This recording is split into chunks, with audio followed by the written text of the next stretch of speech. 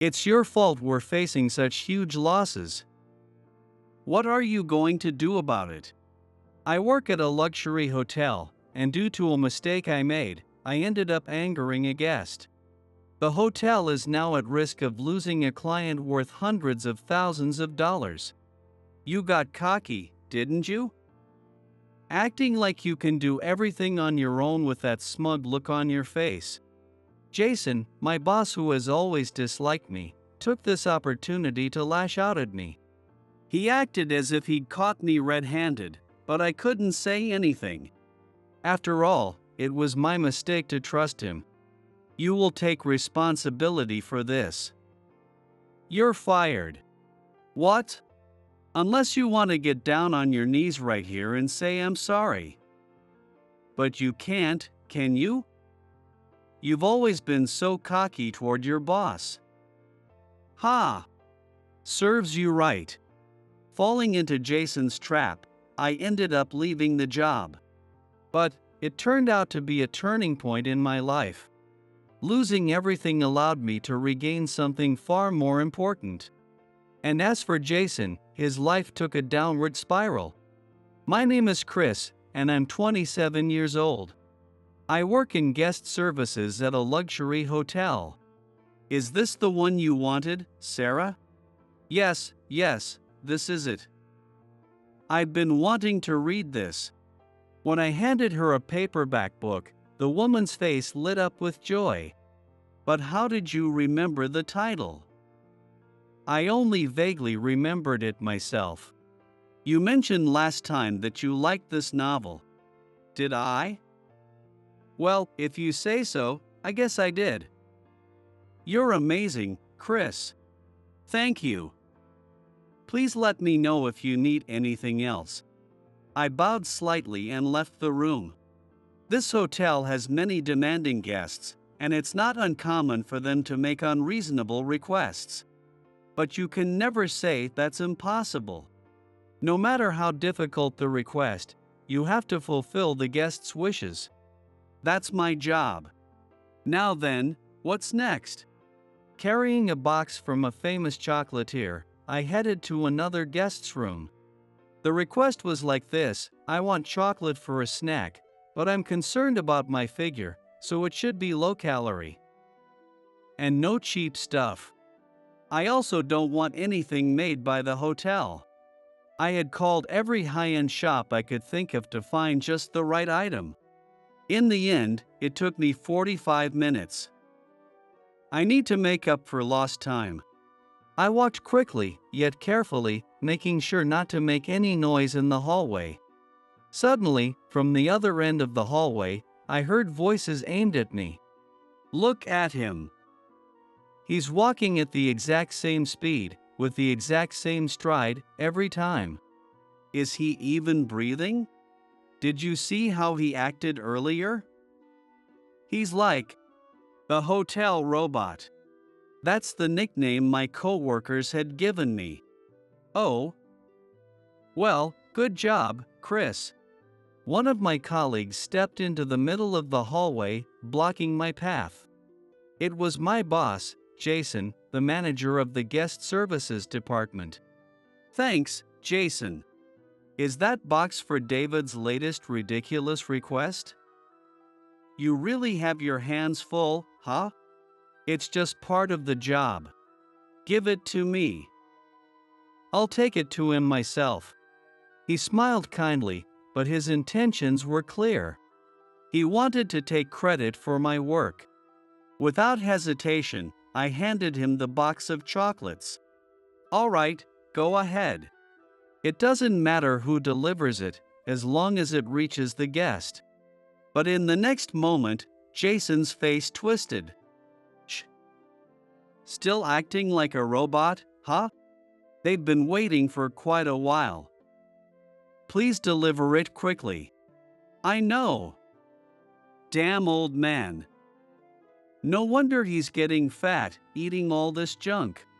For your information, this is a low-calorie, low-fat product.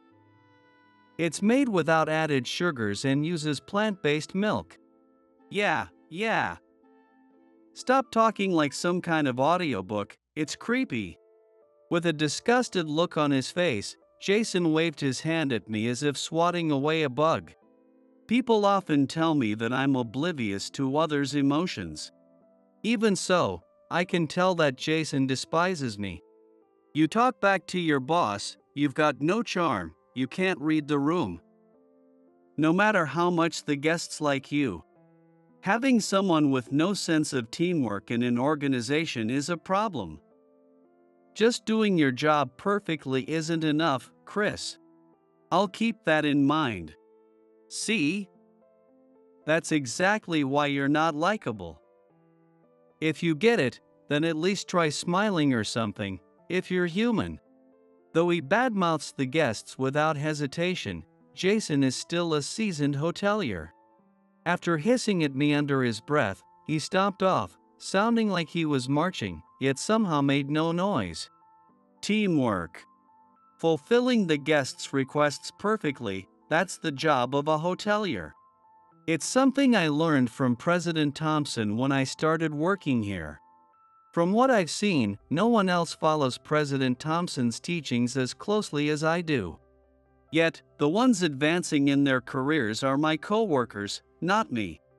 At least try to smile, huh? I stepped into the restroom and stood in front of the mirror, forcing the corners of my mouth up. I pictured Jason's face. The result was a twitching, stiff expression that didn't resemble a smile at all. It's impossible. Chris. Were you the one who handled Jack's check-in? Jason's voice echoed through the staff room once again. The other co-workers exchanged knowing glances, as if saying, "Here we go again." Yes, I was, under your instructions. I was supposed to handle that guest. After check-in, you said, "That guy's too demanding, so you should take over from here." Yeah, I did. But I also told you, didn't I? At a good stopping point, you're supposed to say, "I can't handle this anymore." Only the seasoned Jason can, and hand it off. That's how the adult world works. A good stopping point meant when the guest was somewhat satisfied. In other words, deal with the difficult part, then let me take the credit. You should have picked up on that by now. You really lack understanding. I'll be more careful going forward. His unreasonable demands and behavior are nothing new. He can't stand not being number one and always wants things to go his way. My co-workers have learned to humor him, skillfully managing his mood. I'm the only one who can't play that game. Fine, whatever. You keep handling Jack, but don't come crying to me if you get stuck. This is for your own growth, so I won't help you. Understood. This is what you're supposed to say. Oh, please, Jason, I need your help, don't you get it? My apologies. Laughter erupted from my co-workers as they overheard the exchange. They were laughing at me, thinking I could handle this better. Well, I'll be getting back to work now. Ignoring Jason, who still seemed like he had more to say, I left the staff room. Today, the hotel is fully booked, even the suites. I don't have time to deal with someone like him. Perfect service, satisfying the guests, just focus on that. Muttering to myself as if to reinforce it, I walked down the hallway. Because I always have a blank expression, people whisper that I have no emotions. Even so, there are times when I'm at a loss for words. For instance, during emergencies like today. So, what are you going to do about it, Chris? Well, Jason, with his arms crossed, looked down at me like he'd just won a major victory. I couldn't say anything. The incident started because I missed an important appointment with a guest. A guest had asked me to urgently arrange a ride to the station, but I forgot to pass that request on to the driver. The guest is furious and said they'll never use this hotel again. And we're talking about a super VIP who always books a suite. Do you even need to think about how much we'll lose? I deeply apologize. I almost started to explain, but I stopped myself. I didn't want to make excuses, even though I knew this was part of Jason's scheme. Those eyes, it's like you're blaming me, isn't it? No, not at all. Yeah, thought so. I didn't know anything about it. I wasn't given any message for the driver, not a word. I went silent. You seem busy, I'll pass the message on for you. It was none other than Jason himself who had offered to say that. Why did I trust him of all people?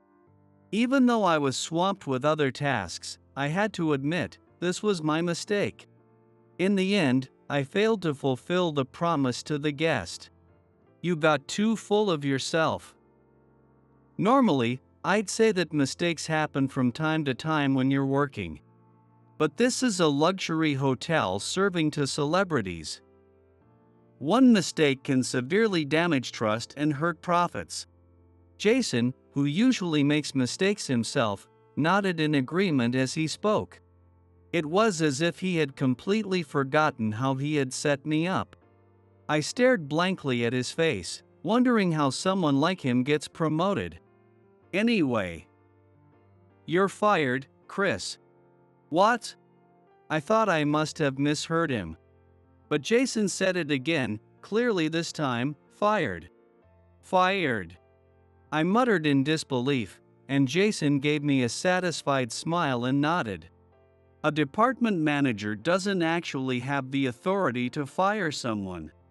Later on, I ended up leaving the hotel. Not as a result of being fired, but under the guise of a suspension with paid leave. It was something I requested myself. I wanted to take this time to reflect on what I really wanted to do. Feeling uncertain about my job, I set off on a journey with no clear destination. Still, maybe I should have planned a little better. Wanting to escape the noise of the city, I kept heading deeper into the countryside, and then even further. After hopping from train to train, I found myself surrounded entirely by mountains and fields. There weren't even any houses, let alone inns or hotels. Excuse me, is there anywhere to stay around here? After wandering around for a while, I finally found a local resident and asked. I was prepared to be dismissed with a "there's no such place around here," but there is. There is? Yeah, over that way. The local man pointed straight at the mountain in front of us. In the mountains? Yep. Way back there. It might not even be open anymore, though. What? With those somewhat unsettling words, the man offered to drive me to the inn. Gratefully accepting his kindness, I rode in his car to the Willow Creek Mountain Hot Springs Inn. Welcome. Thank you for choosing Willow Creek. The moment she lifted her head, it was like flowers bloomed all around us. The inn was so run down that you'd believe it if someone told you it had closed down. Everything looked worn and dilapidated. Even the crucial entrance, meant to welcome guests, seemed somewhat dim. Yet, in the midst of it all, she was standing there with a smile so bright, it was as if she were glowing. I'm Olivia, the proprietress of this inn. We've been expecting you. My heart skipped a beat for a second. Well, of course, I'm a man after all. When a beautiful woman with an air of grace tells you she's been expecting you with a radiant smile, even if it's just a polite greeting, it's hard not to misunderstand. Well, I didn't make a reservation. A reservation, oh, a reservation. Ha! Ha ha! I've been waiting so long for a guest to come. It's been so long since I've even heard the word reservation. I'm sorry. I just got excited. Right. That sounded like a pretty serious problem for a business in the hospitality industry. And yet, she was smiling. It was as if the joy of having just one guest, me, far outweighed any anxiety about not having customers, by a long shot. Once again, thank you so much for coming. I will do everything I can to make sure you have a wonderful stay. She beamed with a radiant smile again. Her name was Olivia. She inherited the inn from her now deceased grandmother 3 years ago, at the age of 24.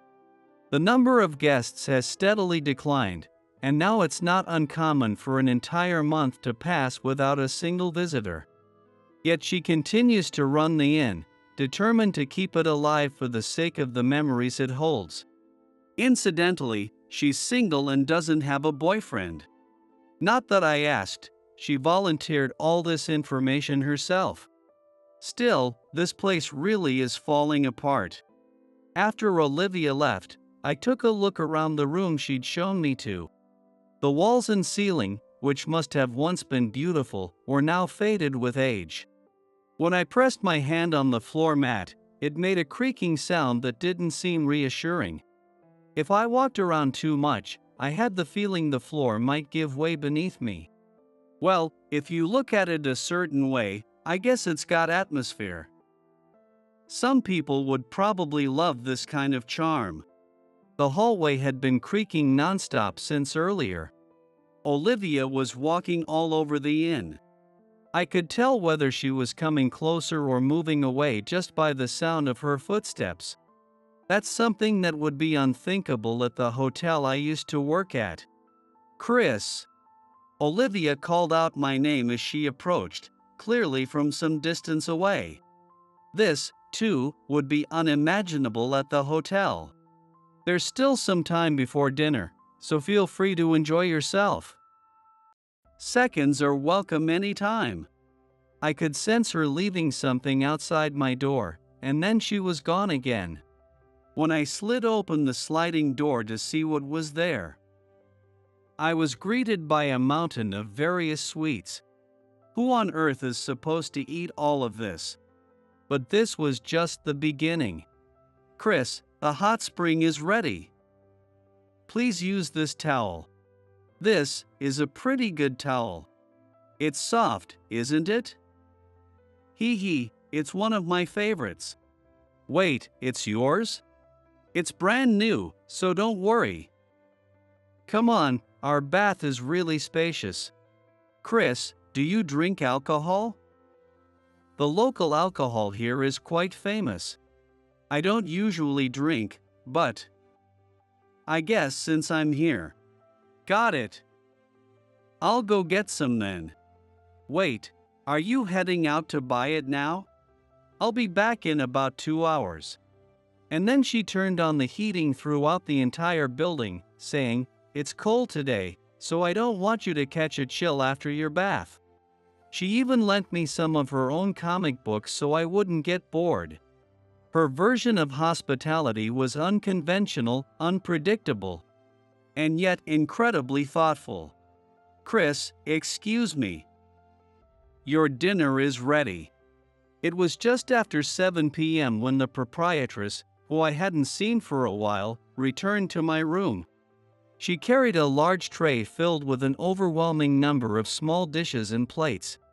Sorry to keep you waiting. Is there anything you don't like? I can remake it right away, so please don't hesitate to tell me. Did you make all of this yourself? It's embarrassing. After our chef quit, I've been practicing a lot. But I still have a long way to go. She smiled apologetically. She thought I wasn't satisfied with the quality of the food, but that wasn't it at all. Despite attending to so many small details and looking after everyone, she was able to prepare such an elaborate meal in such a short time. I was amazed by her efficiency. Olivia. It may not be the most luxurious food, but I made it with all my heart. Your heart? I'm just so happy that you came to stay here, Chris. That's how I feel. I didn't say anything. She smiled brightly, genuinely overjoyed. I said, "Thank you for the meal," and picked up my chopsticks, reaching for one of the small dishes. "This is delicious." I didn't even recognize the ingredients, and yet, the words slipped out naturally. "Really?" "Yes." "Oh, I'm so glad. That's a seasonal wild vegetable dish. Please try this one too, and this." She excitedly offered more dishes, her hands covered in cuts, likely from working with a knife. There were both old scars and fresh ones. Seeing that, Chris? Sorry. The food is amazing, but I can't seem to move my chopsticks. I was crying so much I could hardly see the food. These were tears of pure emotion. Her hands reflected her heart. Even though no guests were coming, she continued to practice with the thought, someday, someone will come, and I want to serve them delicious food. That spirit of hospitality. I was moved by her spirit of hospitality and by all the kindness she had shown me in just half a day. I thought I just needed to perfectly provide what the guest wanted, when they wanted it. I thought that was what maintaining the dignity of the hotel meant, but somehow, I couldn't fully accept it. I kept wondering, is this really right? I see. Even though she probably didn't understand what I was saying, the proprietress nodded quietly. Her gentle voice touched my heart, and I couldn't stop the tears from flowing. And then, the next morning, after a good night's sleep, I had my answer. I'll quit, I decided. That was a pretty short vacation. Or was it a suspension? I wonder if you actually learned anything. Jason sneered the moment I returned to the hotel. But I ignored him and walked straight into the building. Hey! Where do you think you're going? That's the president's office. What kind of business do you have there? I know. I'm going to submit this. I pulled out my resignation letter from my jacket and held it up in front of Jason. His face twisted into a grin. Oh, so you're quitting? Yes. Is that so? I mean, after a screw-up like that, even a robot would feel out of place, huh? Ha ha. He patted me on the shoulder and walked off. He was laughing in high spirits with a light, almost bouncy step. I paid him no mind and knocked on the door of the president's office. I see. I had high hopes for you, but that's a shame. President Thompson took the resignation letter and murmured quietly. Though he said he had high hopes, his attitude was surprisingly indifferent. Still, I felt a sense of relief and clarity. I finally realized what I really want to do. Thank you for everything. The day after I finished my last shift, I made my way back to Willow Creek. I had canceled my lease on the apartment, packed my things in my car, and drove for hours. I wouldn't leave until she hired me at that inn. With that determination, I went straight to see the proprietress. I know I'll be helpful. Please, hire me here. As soon as I entered the entrance, I made my case to Olivia. She looked shocked, her eyes wide with surprise at my sudden request. Well, it's true there are plenty of times when I could use some help, but with things the way they are, I can't really afford to pay you. Don't worry about the pay.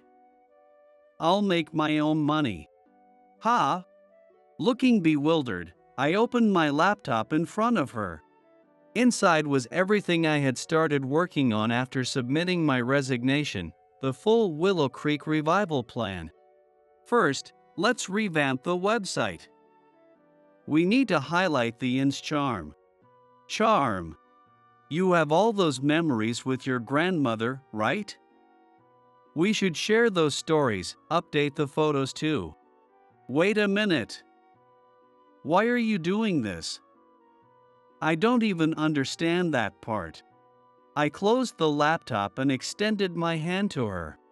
The biggest charm of this inn is you, Olivia. I want people to know that. Please, just trust me. We could even leave the building as it is. There's a trend for abandoned-looking places, and some people actually prefer old, historical buildings. We'll just fix the parts that are dangerous. I see. After I explained the details of the revival plan, Olivia quickly agreed, saying, "Let's do it." Of course, the one who wanted to save this in the most was Olivia herself. Seeing even a glimmer of hope, she decided to place her trust in me. And maybe we could cut back on the number of dishes in the meals? What? That was way too much. You don't need to prepare that much for the guests to feel your heart. They'll be happy, trust me. Do you really think so? If you say so, Chris, I'll believe you. From the website renewal to reviewing the business strategy.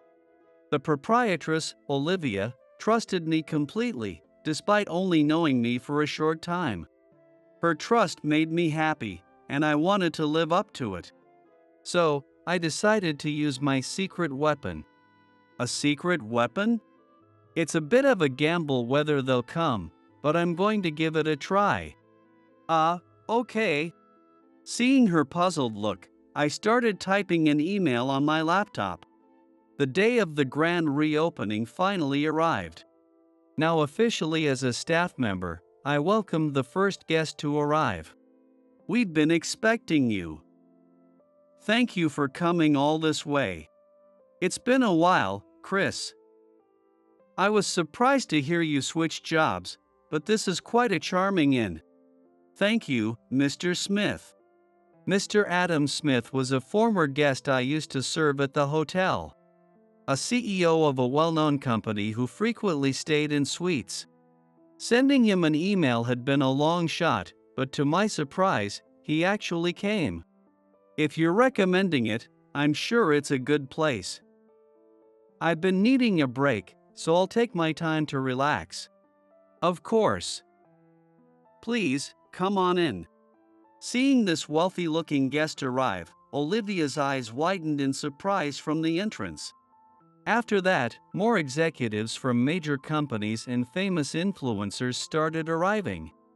Of the people I informed about the reopening of the new Willow Creek, more than half actually showed up. Chris, who are you, really?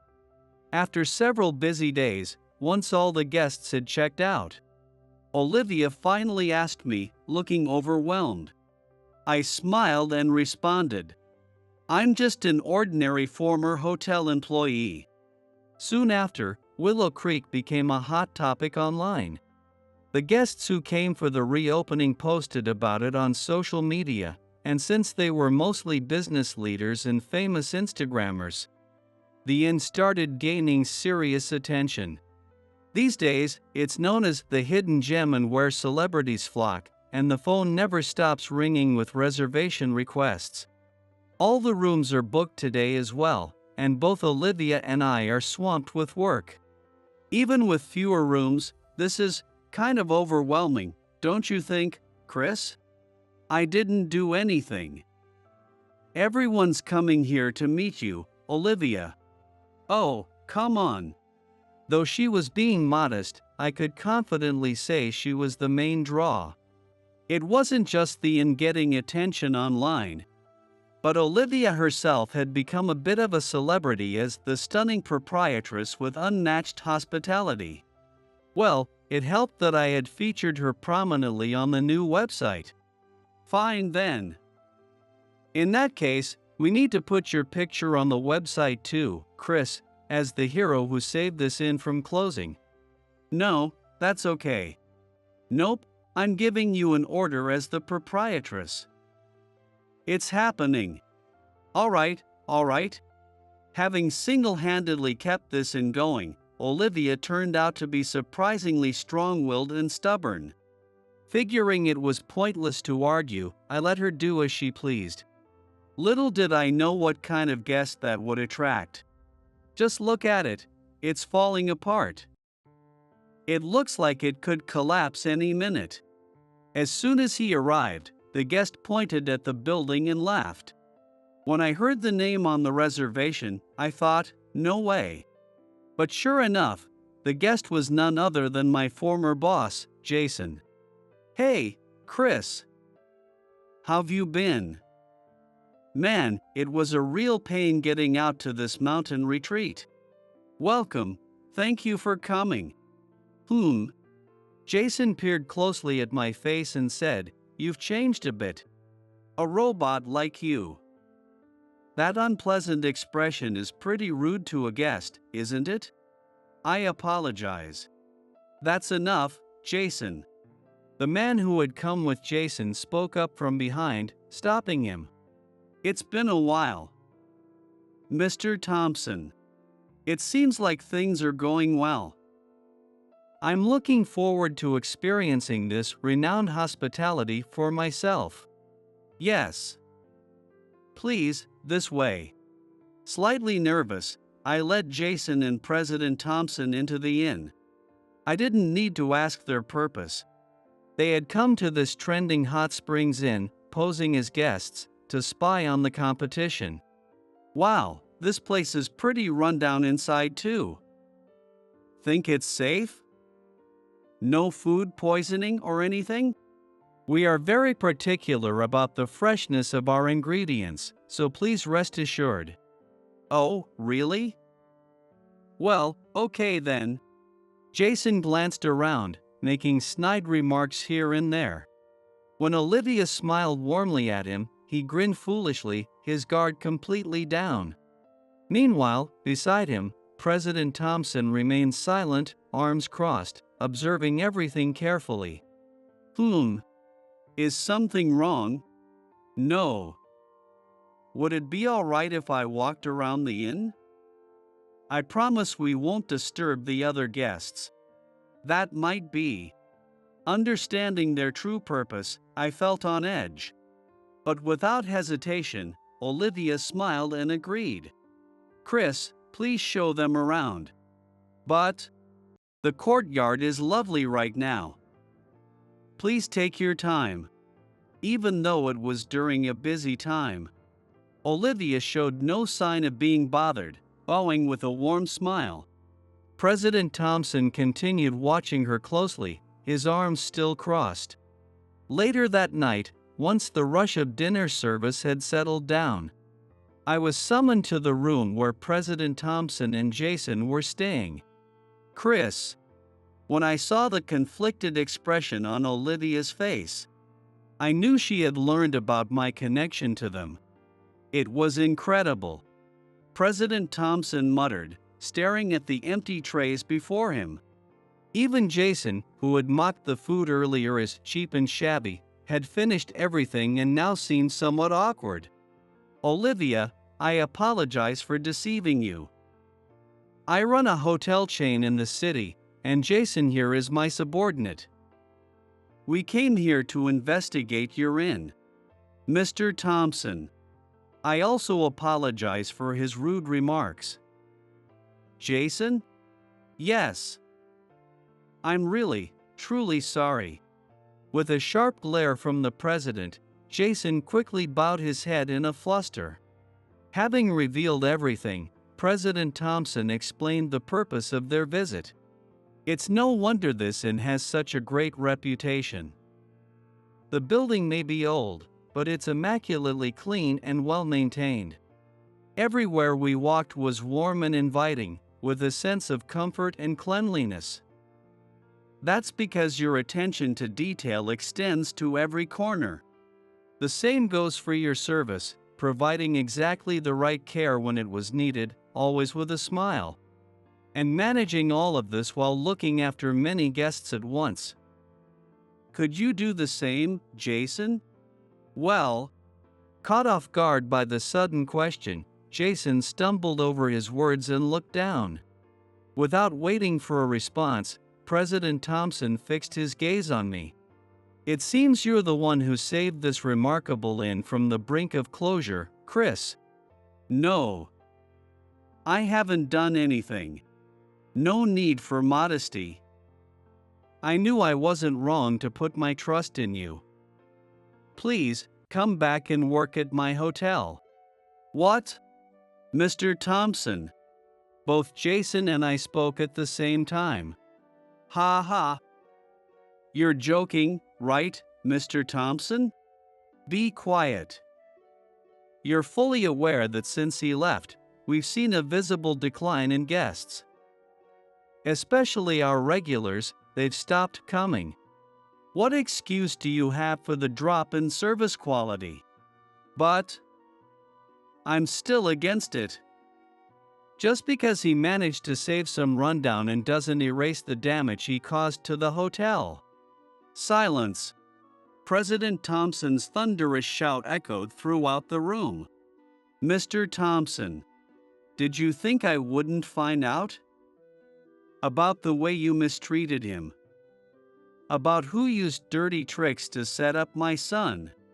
What? Wait, what?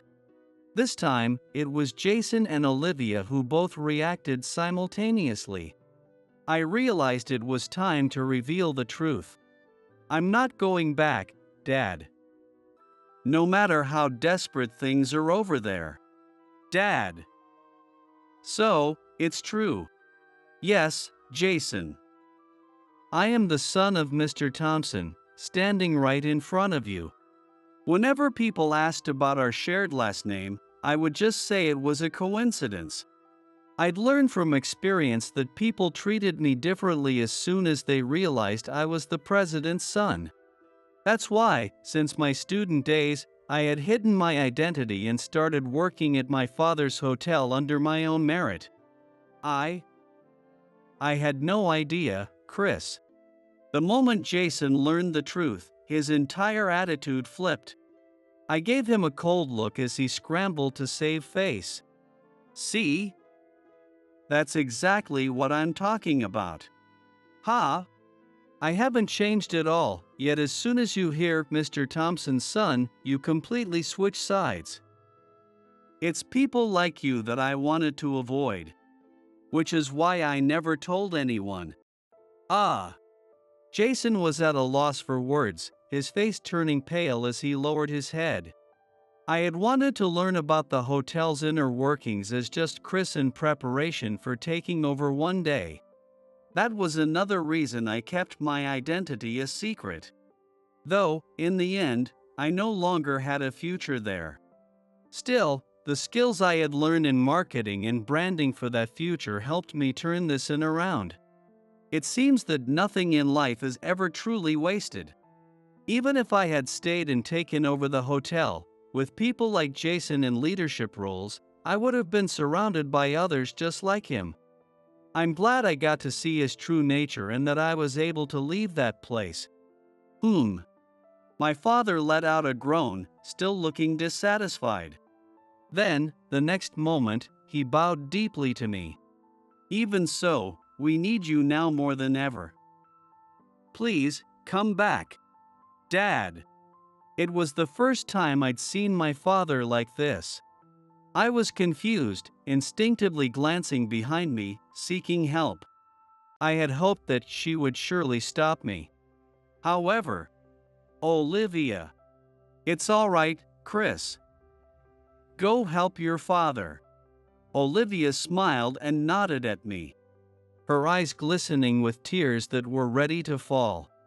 Seeing her like that, Dad, you always told me, don't show your emotions, and you scolded me for it. Chris. As the son of the president, as someone who would one day lead an organization, I was taught never to let others see my emotions. I lived my life hiding how I felt. At first, it was just a lesson, but eventually, I lost the ability to truly smile, to get angry, or even to cry. I didn't know how to feel anymore. It got to the point where it felt like my emotions had disappeared entirely. And I just went through each day without even feeling fear or anxiety. But when I met Olivia, and she gave me her heartfelt hospitality, I remembered that I still had emotions. Olivia brought me back to being a person who could feel. And thanks to her, I also realized that my work up until then had been missing something vital: heart. Hospitality, Dad. Her way of serving guests and the inn she has protected are full of genuine care for people. That's what I truly wanted to be. A hotelier who embodies hospitality, just like her. Chris. I'm sorry. I was wrong, and I finally see it now. It's okay, Dad. Just let me stay here with her from now on. That's enough for me. Chris. At that moment, tears finally spilled from Olivia's eyes.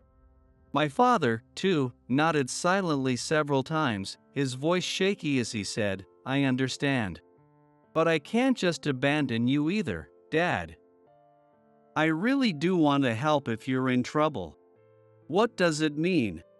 How about a partnership between the inn and the hotel?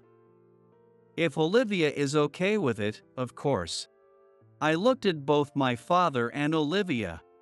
They were both initially surprised, but slowly, smiles spread across their faces. That sounds great. Though I'm not sure I fully understand it. I'll explain everything later. What about you, Dad? Yes. Thank you.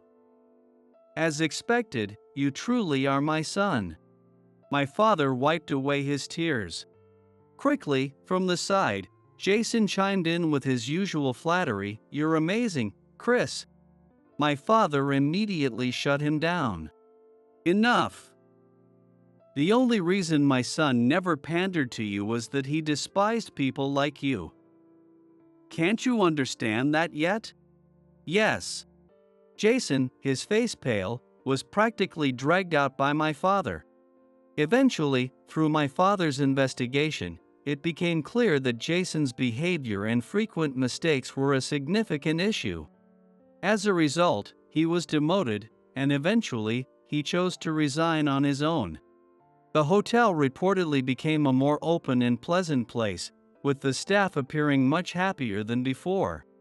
It seems there were more people dissatisfied with him than he had imagined. Word of the partnership between the remote mountain inn and the luxury hotel became a major topic once again. At the same time, as Olivia shared her expertise in hospitality with the hotel staff, my father's hotel gradually recovered its clientele. With my father's investment, Willow Creek was able to renovate while preserving its original atmosphere. Now, with a larger staff, it's known as a high-end inn that's nearly impossible to book. Amid this busy new chapter, I continue to work alongside Olivia. Everyone's saying it, apparently, I'm the proprietress's right hand. My right hand. Yes, that's true. I can't function without you anymore, Chris. Ha ha. Even though I know she doesn't mean anything more by it, her smile makes me almost believe otherwise. I'm serious, you know? If you ever left, I don't think I could survive. Ha! Her expression was so sincere. I couldn't help but hope it wasn't just a misunderstanding. Moments that change your life, and they're always out there, waiting. And despair? It's never too late to feel it, not until you've finished searching for those moments. Just like how I, after being lost for so long, found a heart that cares for others once again through one life-changing encounter. To be honest, I don't see why this company needs you. Keith, my supervisor at the company where I work, said this to me with an irritated look on his face. If anything, it's Keith who is unnecessary. He constantly tries to belittle subordinates he dislikes by saying things like, "You're slow at your job," or "You make too many mistakes." Regardless of whether these claims are true, you're fired. Don't ever show your face here again. When I talked back a little because of his awful behavior, he threw a tantrum and announced that I was fired. I calmly left the room after hearing that. He was probably satisfied to get rid of a noisy subordinate, but he would never have expected what happened because of it. My name is George. I'm a 25-year-old guy with a sweet tooth who joined a confectionery company fresh out of college 3 years ago. Our company started as a small, family-run shop in the suburbs, but we gradually grew larger and were established as a corporation. Since then, sales have been skyrocketing. We've opened several stores, mainly around the metropolitan area. With the internet's growth in recent years, it's likely that blogs and social media have had a big impact. I've always loved sweets since I was a child, especially Western-style cakes. Here, try the new recipe. What do you think? Not only did I love eating cakes, but I also enjoyed making them myself. I'd head straight to the kitchen after school, even before doing my homework. Sometimes I'd make existing sweets, and other times, I'd come up with my own creations. George, you really love baking, don't you? Yeah. Come on, try it. I'd take what I made to my friends and have them taste it. At first, I was just making them because I liked it, but around this time, I started wanting to make people smile with my sweets. Well, I did feel a bit sorry for my friends, who were like my taste testers. I handed over a small, clear plastic package, and he immediately took a piece and put it in his mouth. It's good. He always seemed happy whenever I brought sweets. Apparently, he had a sweet tooth as well. There's a saying, birds of a feather flock together, and even as a child, I realized that's exactly what this meant. But it's a little sour. Oh, sour? Maybe I used too much sauce. There were 2 layers of sponge cake with berry sauce in between. Maybe I overdid it with the sauce, or perhaps I used the wrong one. I noted down his feedback as something to reflect on in a small notebook. It also doubled as a doodle book that I used during recess at school. It was a strange, plain notebook filled with sketches of monsters and robots mixed with notes on baking. Other than that, it's really delicious. Thanks. I'll bring some more after I make a new batch. I put the notebook with his feedback into my bag, and my friend and I ran off to the nearby park. Just because I loved baking didn't mean I stayed cooped up inside all the time. I also enjoyed playing outside and running around like any other kid. Looking back, my childhood was a creative and active time filled with fun. However, my parents, especially my mom, were quite worried about my hobby. George, are you baking again? Yeah, I came up with a new recipe. One day after school, while I was making sweets in the kitchen like usual, my mom started talking to me. Don't you think you should spend more time playing outside with your friends? Once I'm done, I'll go to the park with my friends. There was no need for her to worry. That's what I meant when I answered her question, but she still murmured, with a concerned look on her face. I'm busy, so I kept working with my back turned, but it was easy to imagine that she wasn't convinced. Right. But you're a boy, so you should spend more time playing outside. Okay. What does gender have to do with baking? I was baking because I wanted to. I wasn't going to let anyone interfere with that.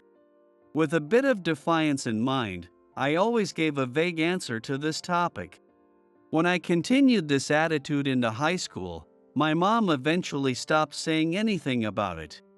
She probably came to accept it after seeing how much I genuinely enjoyed it. Or maybe she just gave up. Either way, as long as I could keep baking like I wanted, I was satisfied. George, how's the studying for college going? I was making sweets on a Saturday morning. While I was doing the dishes, my dad appeared and asked, "Well, it's going okay." Good. Just make sure you graduate from college. I know. My dad has always been a strict person, insisting that I focus on both academics and sports. I thought he might be the old-fashioned, stubborn type, but he never once told me to stop baking. In fact, I sometimes felt like he was subtly supporting me. Eventually, I graduated from college without having to repeat a year or take a gap year. I leveraged my love for baking and landed a job at the confectionery company I work for now. In the beginning, I worked at one of the stores, but last summer, I was transferred to the head office, where I now work in the accounting department. Wait, this is strange. The numbers aren't adding up. I'm the type who prefers working on the ground, so sitting at a desk crunching numbers all day is incredibly stressful. Since starting this job, I've only had time to bake on weekends. The drastic reduction in time for my hobby has also been a source of stress. And then, there's one more thing. A certain someone is a constant source of stress for me and everyone in the accounting department. Hey, George. The document you prepared had mistakes in it again. Just now, my supervisor, Keith, burst in, shouting, "Double-check your work before you submit it." I'm the one who gets scolded for these mistakes. I apologize. Could you point out where the mistakes are? I'll review it and resubmit. When I asked that, Keith sighed, come on, don't go asking others about it. Find it yourself. You're not a kid, you know. He said this with his hands on his hips, half smirking in disbelief. If he knows there are mistakes, he could just tell me, but he doesn't. Of course, he enjoys this power play. All he ever does is smoke or stamp papers, yet he constantly nitpicks about minor mistakes made by his colleagues. I'm sorry. I'll find it by the end of the day. If we argue back, he throws a fit, so the colleges of the accounting department stay quiet. Taking advantage of that, Keith becomes even more overbearing. This creates a negative cycle, which has become a source of chronic stress for everyone. Mistakes, where could they be? After confirming that Keith had left, I muttered to myself while searching for the mistakes he pointed out. I had to stop what I was doing and focus on this, or it would lead to another one of his tantrums. Our top priority had become keeping him happy, which had become our job as subordinates. In this environment, if we don't at least mutter complaints under our breath, our spirits would break. Because of this, the atmosphere in the accounting department is at its worst. Seems like the content is fine, but the PDF Keith sent back had his approval stamp clearly on it. It was a stamp that should only be there because Keith himself had reviewed the content. Is it a typo? With that thought, I ran the document through a proofreading check. I went through it several times, but there was nothing that seemed to be a mistake. Oh, here we go again. This wasn't the first time something like this had happened. He wouldn't specify what the mistake was. And after looking for it, there would be no mistake to find in the first place. It was a scenario that had occurred multiple times before. What Keith was doing was practically fabrication. Seriously, what a troublesome guy. Just to be sure, I had a senior colleague review it, but again, there were no mistakes. Without making any changes, I sent it back to Keith as it was. This is how he pointlessly makes his subordinates suffer. He takes credit for fixing minor or even non-existent mistakes and reports them to his superiors. In other words, his job is all about nitpicking and faking achievements. Not too long ago, parts of data had been deleted, and documents had been rewritten. Some people have tried to gather evidence and report him to the bosses, but they seemed reluctant, fearing retaliation. In such a situation, I kept working as hard as I could. The shareholders meeting was approaching, and our accounting department, tasked with preparing the financial reports, was in a frenzy. As a result, the atmosphere was more tense than usual, and everyone except the carefree Keith had a much lower threshold for anger. We're not going to make it again. No matter how many times I recalculated, there were several instances where the figures just didn't add up. There was an unexplained amount totaling $50,000. This project, if I remember correctly, the approval stamps of both George and Keith were on the project documents. This indicated that Keith and I were responsible for the project. But in reality, I had hardly been involved at all. Usually, he would delegate everything to me, so I found it strange, but I never thought. Keith, you were the one in charge of this work, right? I printed out the necessary documents to explain and went over to Keith. What do you want? With an annoyed look on his face, he glared at me. No matter how many times I recalculate, the numbers don't add up. And we're talking about a large sum of $50,000. I even asked the senior colleagues of the accounting department, but I thought you might know something. Keith skimmed through the stapled documents and seemed to realize what I was getting at. For a brief moment, he furrowed his brows before tossing the documents back onto the desk. I don't know. If you have time for this, just get your work done. I silently cursed him in my mind, thinking that's what he should be doing. But we can't just ignore an unexplained $50,000. Shut up. It's either your misunderstanding or your calculation error. No matter what I said, he stuck to that line and refused to investigate further. When someone is this stubbornly uncooperative, it's beyond suspicious. All right, fine. I muttered in a low voice and returned to my desk for the time being.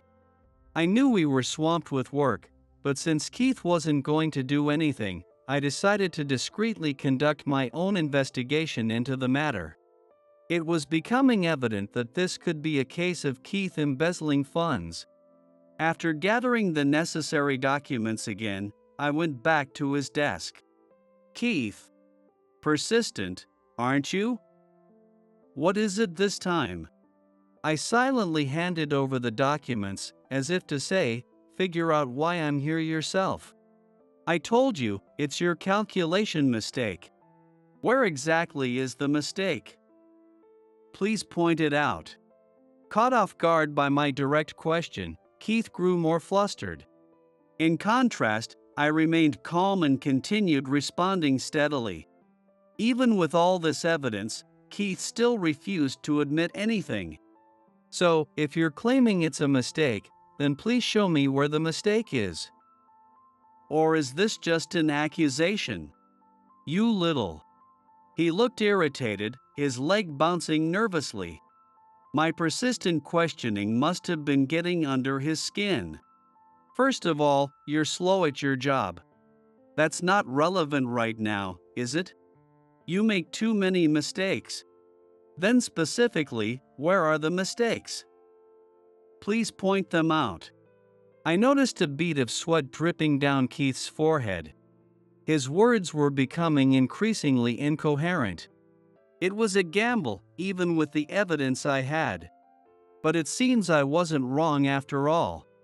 Honestly, I don't see why this company needs you. Keith forced a bitter smile, swallowing his anger as he spoke. But I calmly responded again. What a coincidence. I feel the same way. I don't see why the company needs you either. What did you say, you little? Keith exploded in rage at my words. He shouted so loudly that his voice echoed throughout the office, his smirk quickly turning back into a face of fury. You're fired. Don't ever show your face here again. I was a bit surprised by the sudden declaration of my termination. I hadn't expected him to go that far, even in his anger. While I stood there, wide-eyed, he continued spewing out a torrent of insults. Keith had become a wild beast, completely out of control. Unable to calm the situation, I apologized to my senior colleagues and left the office. As I walked down the hallway, I took out my phone and made a call. "Hey, about that matter we discussed earlier, I'd like you to go ahead with it." The person on the other end sounded pleased. "Yeah, that's all. Thanks." I hung up the phone and put it back in my pocket. Standing in the dimly lit hallway, I couldn't help but grin. A few days later, as scheduled, the shareholders meeting was held. Since I had been fired, I hadn't shown up at the accounting department, but it seemed the preparations were completed on time. As I entered the solemn venue, I unexpectedly ran into Keith. "Oh, hello there. Why are you here? You don't belong here. Why did you come? Leave immediately." He started hurling insults at me the moment he saw me. But today, I didn't bother to respond. I just brushed him off with a casual laugh. And then, "Keith, you're speaking too loudly." A tall man with graying hair stood there. It was Scott, who had been hospitalized for medical tests over the past few weeks and was returning today. He was the department head, both Keith's and my superior. "Ah, right, I had been fired." "Scott, I already fired this guy. I told you to be quiet."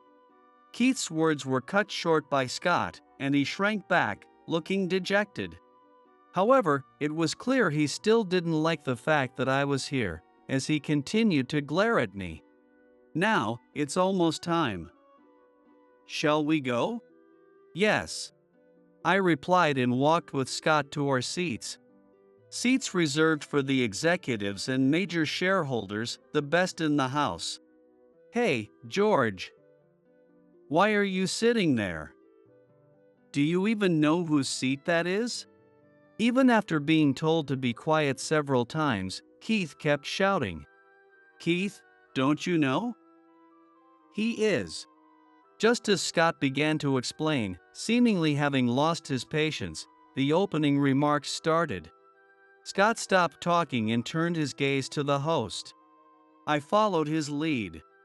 Even Keith finally settled down and reluctantly took his seat. The president, Mr. Kelly, took the podium and began speaking about the company's status, current management, and future plans. Throughout the proceedings, I could constantly feel Keith's gaze on me. His face seemed to have grown pale. That concludes the reports. We will now proceed to the Q&A session. If anyone has any questions, please raise your hand. The shareholders were busy reviewing their materials, and no hands were raised yet. This is my chance. "Excuse me, may I ask a question?" I had already prepared my questions, so I raised my hand while looking directly at Mr. Kelly. Out of the corner of my eye, I could see Keith fidgeting. "Go ahead." "Thank you. Regarding the company's financial statements." "Oh, here." I stepped forward and handed the documents to Mr. Kelly. These were the materials I had compiled during my investigation into Keith. As indicated in this document, there seems to be around $50,000 of unexplained expenses. Could you clarify what this money is for? Thank you for your question. I will have Keith, the head of the accounting department, respond to this, Mr. Kelly said, turning to Keith. Keith stood up, trembling, and pointed at me, shouting, "Why is someone who got fired asking questions like this? And why are you even sitting over there?" Perhaps because his misconduct had been exposed at the shareholders' meeting, Keith was not answering the question and instead making a scene. "This is no place for someone as incompetent as you. You're out of place. I told you to leave." Keith. Keith had become uncontrollable, just like that day. Scott, who was usually gentle, intervened loudly to stop him. Perhaps stunned by the difference from his usual demeanor, Keith quieted down with just a single word, It is entirely appropriate for him to be at this shareholders meeting, on this side, no less. There's nothing wrong with it. What? Stunned by Scott's words, Keith's face went slack in confusion. He seemed to regain a bit of composure, fidgeting awkwardly with embarrassment. Keith, take a look at this. Saying that, I showed Keith a copy of a certain document. A proxy statement? Keith began trembling again as he realized what it meant. He must have understood whom he had crossed and what that meant for him. His older brother is the principal shareholder, owning more than 60% of the shares. As the proxy statement indicates, he's attending on his behalf. Ah! For Keith, this was an incredibly harsh reality, and upon hearing it, he collapsed into his chair. He seemed unable to speak, only letting out faint groans. My father, Richard Kelly, is the president of this company.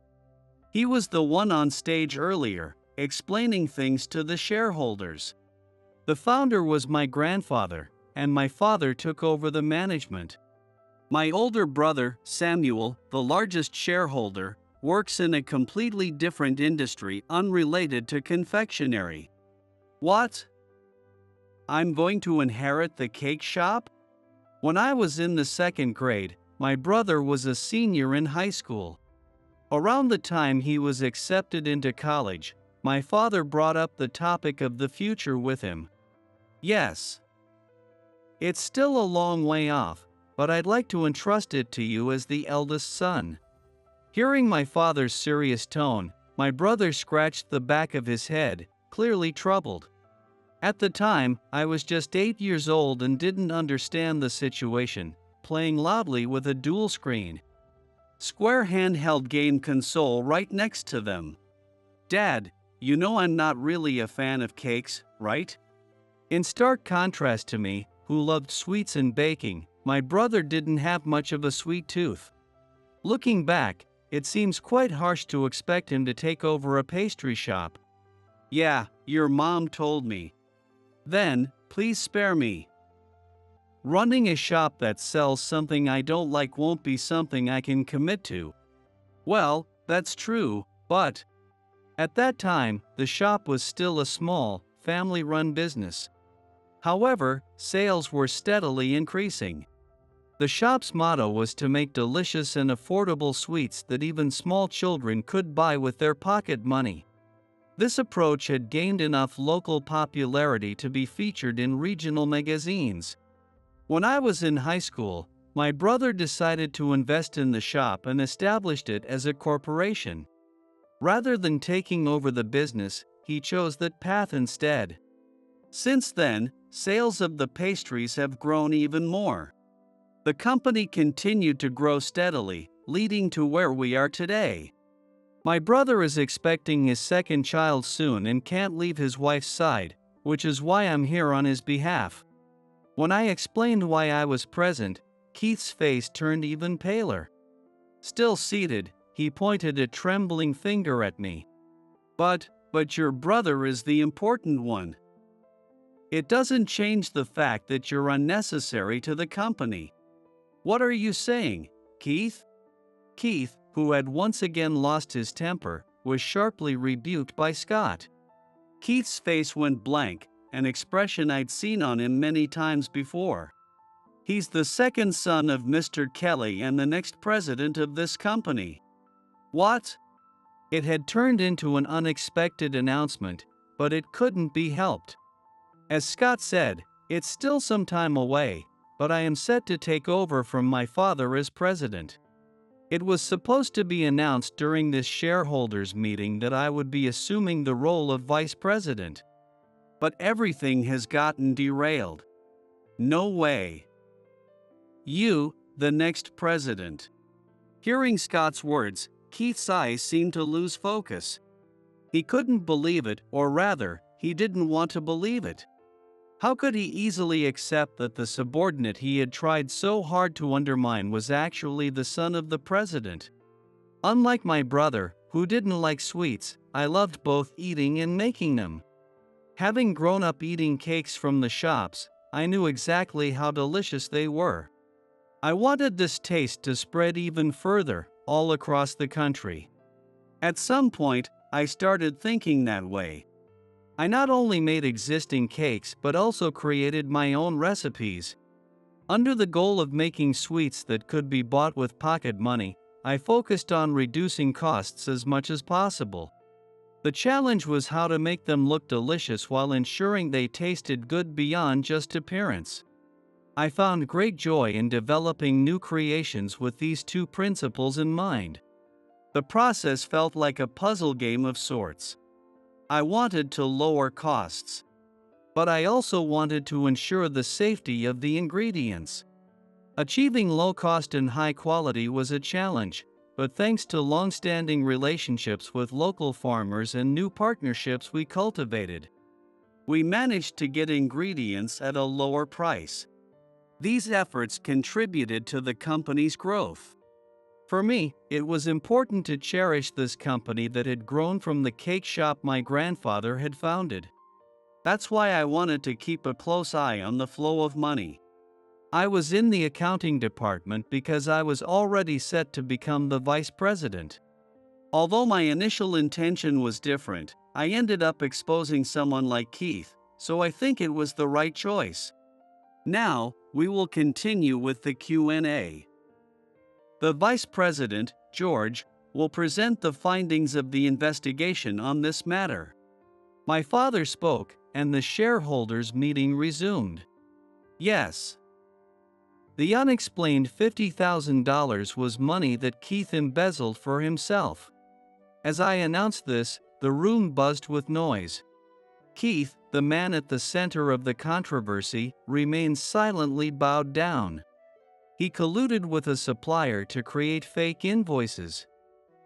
These invoices were paid with company money, and the proceeds were split with the supplier. Upon scrutinizing the invoices, we found bills for items that were never delivered, and Keith's approval stamp was on them. When confronted, the supplier's representative admitted to the wrongdoing. After consulting with my father, we decided to file a damage report with the police on behalf of the company. So there was no way for Keith or the other involved parties to escape.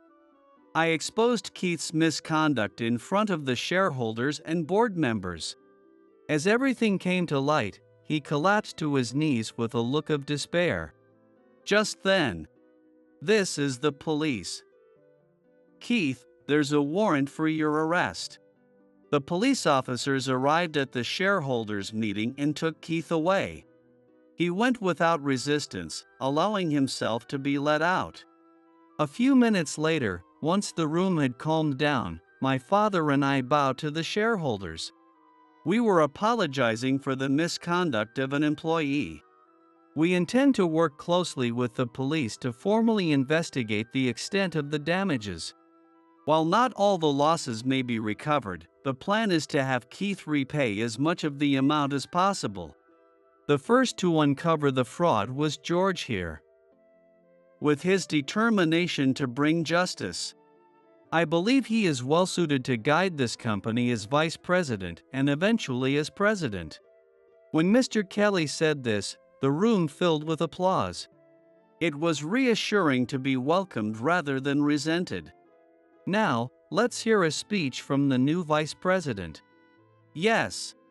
I stepped up to the microphone, but strangely, I didn't feel nervous.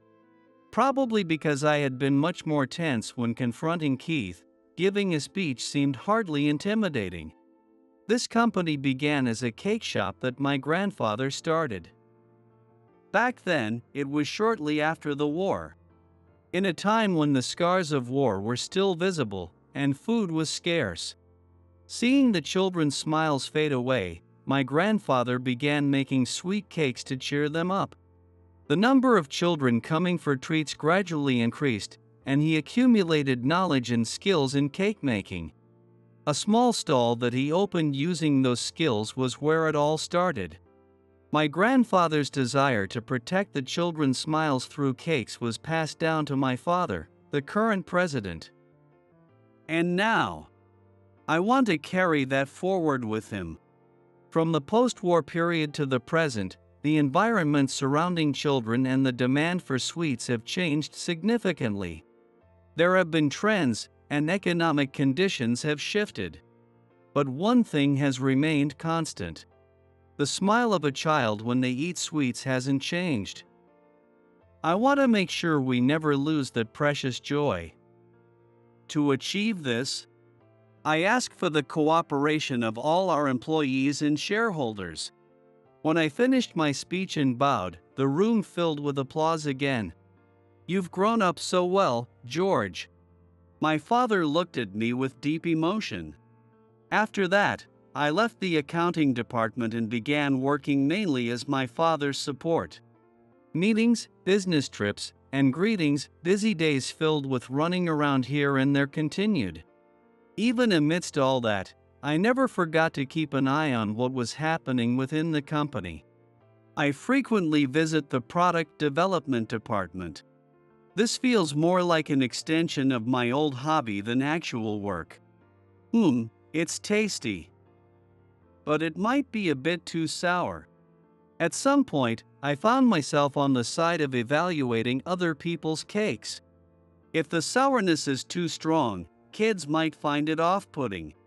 It's nice to be asked, but there's a part of me that feels a bit lonely.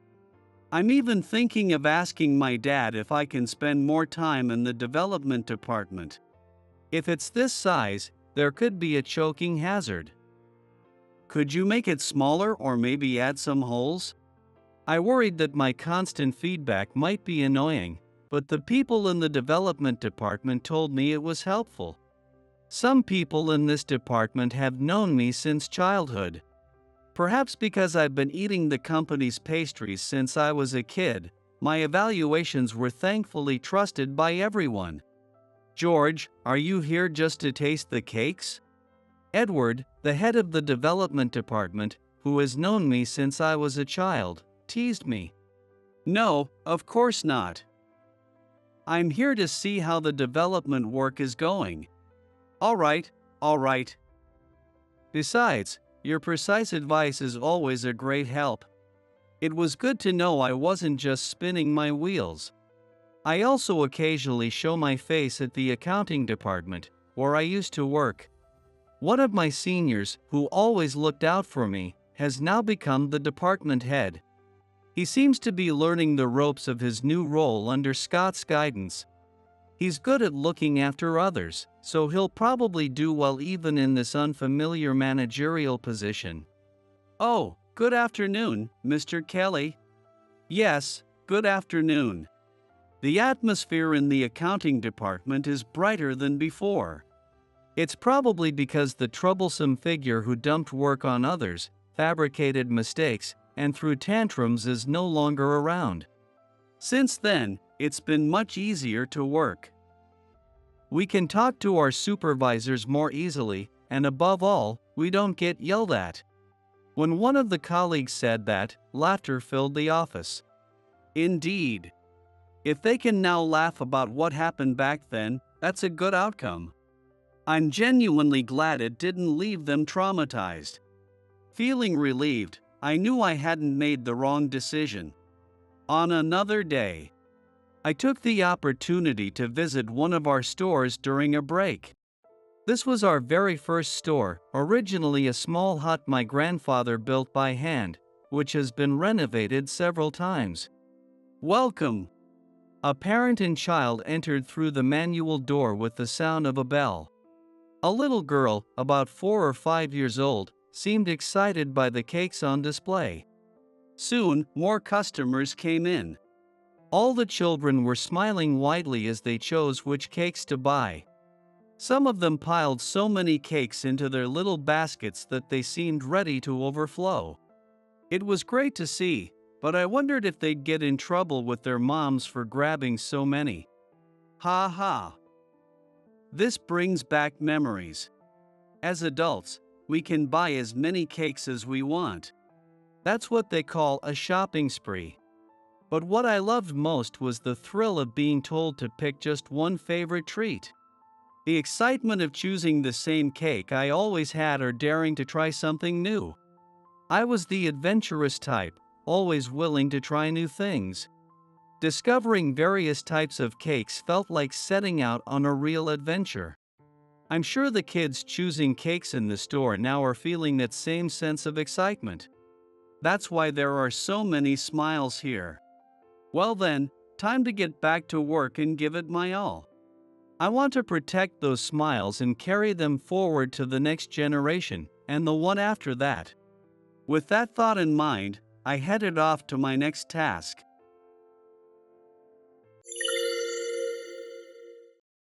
A question for you, high school dropout. Why do you think your salary is only $4.44? It means we're done with a burden like you. Get out. In other words, you're fired. Payday arrived. When I pointed out that only $4.44 had been deposited into my account, Daniel, the vice president, sneered and abruptly fired me. What? Fired? What does that even mean? Our company is all about performance-based evaluation. Did you think you could just slack off and still get paid? We can't afford to keep a useless worker like you. Now, get out and erase every trace of you from this place. You good for nothing. Daniel slammed his hand on the desk and turned his back to me. Isn't this just absurd? My fists trembled with anger. But fine. I've done all I could. All right, I'll erase every trace of myself. No matter what fate awaits, I don't care.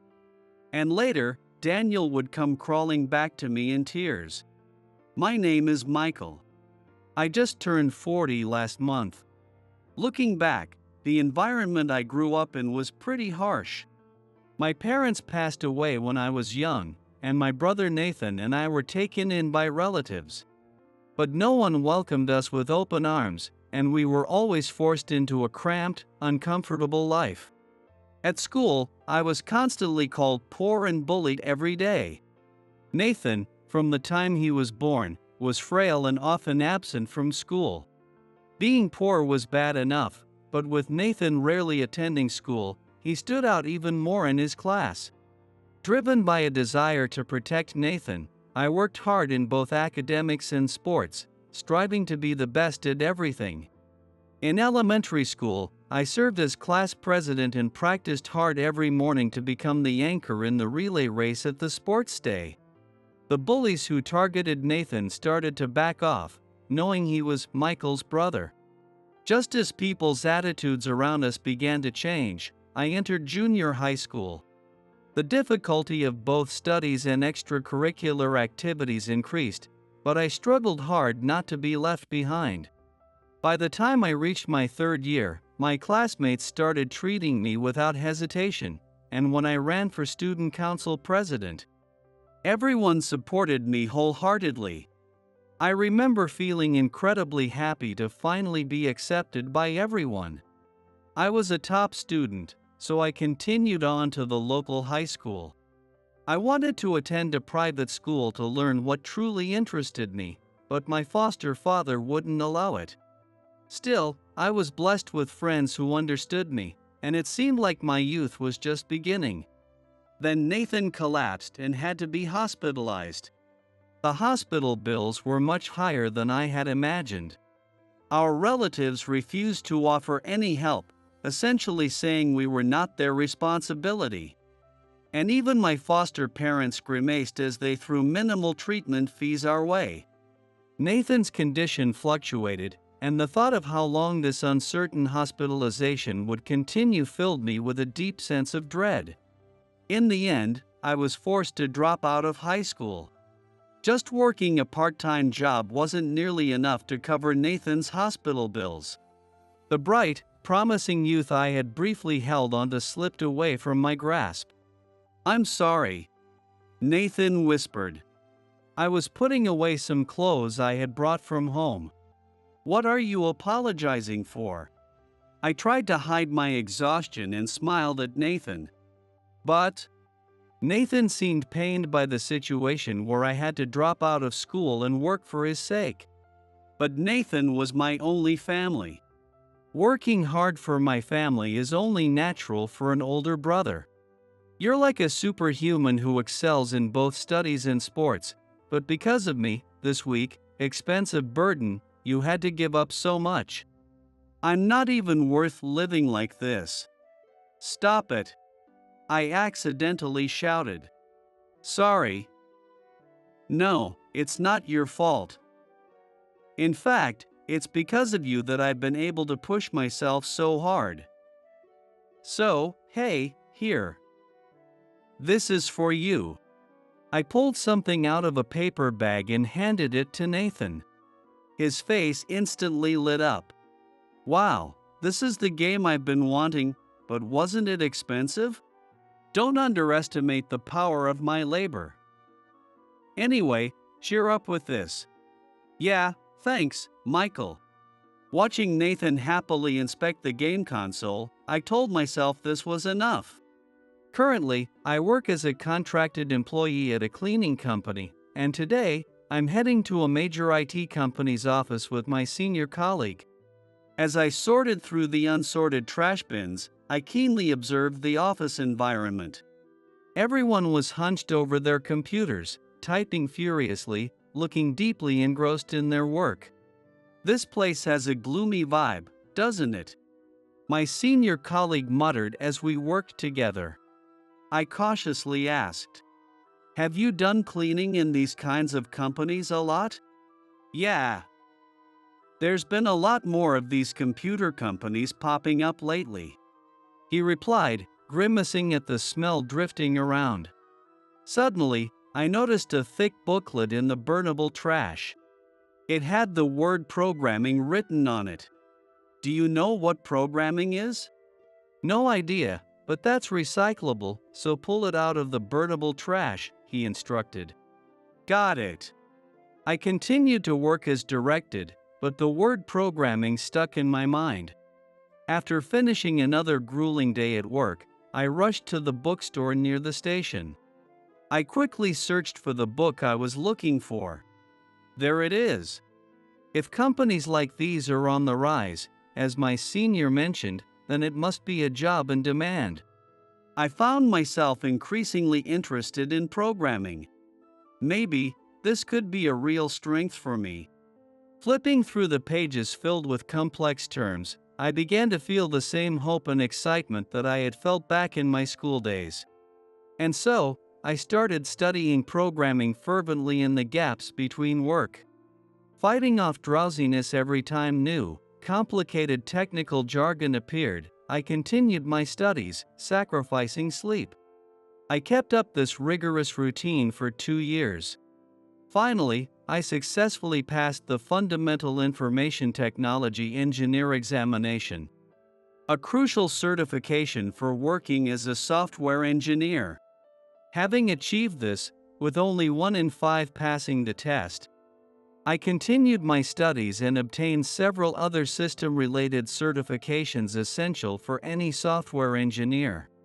Taking my first steps as a software engineer, I built a track record by working at several system development companies and game production firms.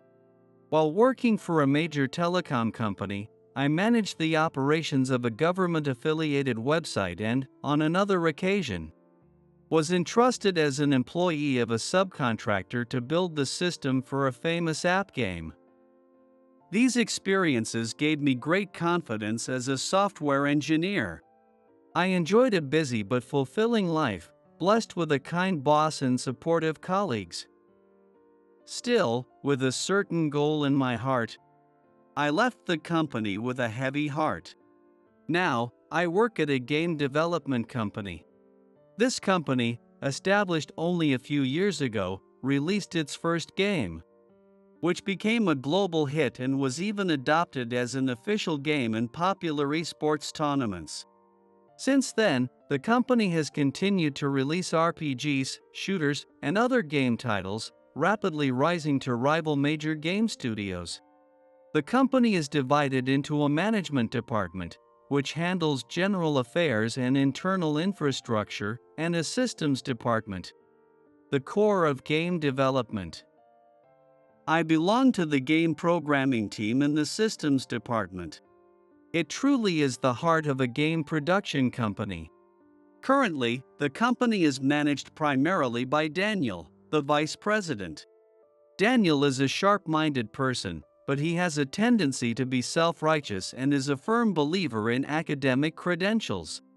Daniel had previously been part of a startup where he was one of the founding members, and he seemed to pride himself on being more competent in management than anyone else. However, he was a complete novice in the gaming industry, imposing one pointless demand after another without any real understanding. Hey! How's the game scheduled for release in 2 months coming along? Well, we should have a sample ready by early next week. Have it ready by tomorrow. What? But? Listen, when I say tomorrow, I mean tomorrow. Yes. In this industry, where deadlines are everything, overtime is just part of the job. That's why effective schedule management is essential, but when unexpected tasks like this come up, you have to redo the whole plan. As a result, a constant air of exhaustion hung over the office. I was tired of this atmosphere, so I made it a point to efficiently finish my work while supporting my colleagues and often left the office on time. Today was no different. I had just completed all my tasks and was about to head home. Hey, Michael. Aurora, who had recently joined the company, called out to me. What's up? She was responsible for managing the internal systems in the management department, and despite the constant overtime, she always seemed to carry a bright and vibrant aura. Her eyes, outlined in a soft brown, looked straight into mine. Michael, who are you really? Huh? What a sudden question. I mean, everyone here is swamped with work, but you always manage to finish everything and leave on time. Honestly, it's hard to believe. Was she being sarcastic? I couldn't quite grasp her true intentions. But in the next moment, Aurora gave me a big smile that seemed to hide a plan and said, Since you're so good at your job, I have something I'd really like your help with. Good morning. Morning. Although my team was still overwhelmed with work, the previously stressful atmosphere had significantly eased. And there were moments when we could even enjoy a little chat. About a month ago, Aurora took the lead in developing and implementing an efficient work management system. Having long questioned the unique working style of this industry, she approached the management, arguing that if things continued this way, it wouldn't be surprising if some employees lost their lives due to overwork. Since the system was launched, the amount of overtime had visibly decreased. Naturally, Daniel was pleased with this achievement. Well, thanks to this system, we've saved the employees from a crisis. It's all thanks to you, Aurora. We should celebrate sometime. Thank you. But really, it's because everyone on the team cooperated. No, these guys did nothing. Like that guy over there, Michael, trying to leave, right? With that, Daniel called out my name just as I was about to leave. I instinctively turned around. People like you who just slack off and leave right on time irritate me, you know? Everyone else is working so hard, and you act like you're above it all. No teamwork. I bet you're just pretending to be capable and shoving all your work onto others, aren't you? He sneered, but there was no laughter in his eyes, sending a chill down my spine. Daniel, Michael is. Aurora, did you know? He's just a high school dropout. A dropout is trash in this society. Hanging out with someone like him could damage your bright career. You should choose who you associate with carefully, for example. Someone like me who graduated from a top college and does a top-tier job. Say whatever you want. I didn't bother to engage with Daniel. But his hostility towards me grew stronger by the day. For example, when the company's holiday schedule changed, I was the only one not informed, as if dropouts should work even on days off. Or, the year-end tax adjustment forms somehow never made it to me, and it was obvious these were orders from Daniel. The other employees seemed to realize this was Daniel's doing, but since he was effectively the top authority in the company, no one dared to speak up. They could only watch from the sidelines. I couldn't help but feel a mix of emotions but continued to focus solely on my work. As long as the work got done, I didn't care. However, an unexpected incident occurred around that time. Today, on payday, I stopped by an ATM before heading to the office to withdraw some money. I quickly checked my bank book, and what? For a moment, I was stunned by what I saw. I rubbed my eyes and looked again at the bank book. What does this mean? The amount deposited was only $4.44. Could it be some kind of system error? I rushed out of the ATM and hurried to the company. Daniel, what is the meaning of this? As soon as I arrived at the office, I was told by HR to head to the vice president's room, and without a moment to catch my breath, I dashed over. Daniel, with an oddly calm tone, said something outrageous. What's there to explain? This is our evaluation of you. Compensation is paid according to the value of your work. For someone who lacks teamwork, barely works, and contributes nothing to the company, it's fair. In fact, you should be grateful you're getting anything at all, you salary thief. The sheer audacity of his words made my body flush with heat. But Daniel didn't stop there, he kept pressing on. All right, here's a question for you, Mr. High School Dropout. Why do you think it's $4.44?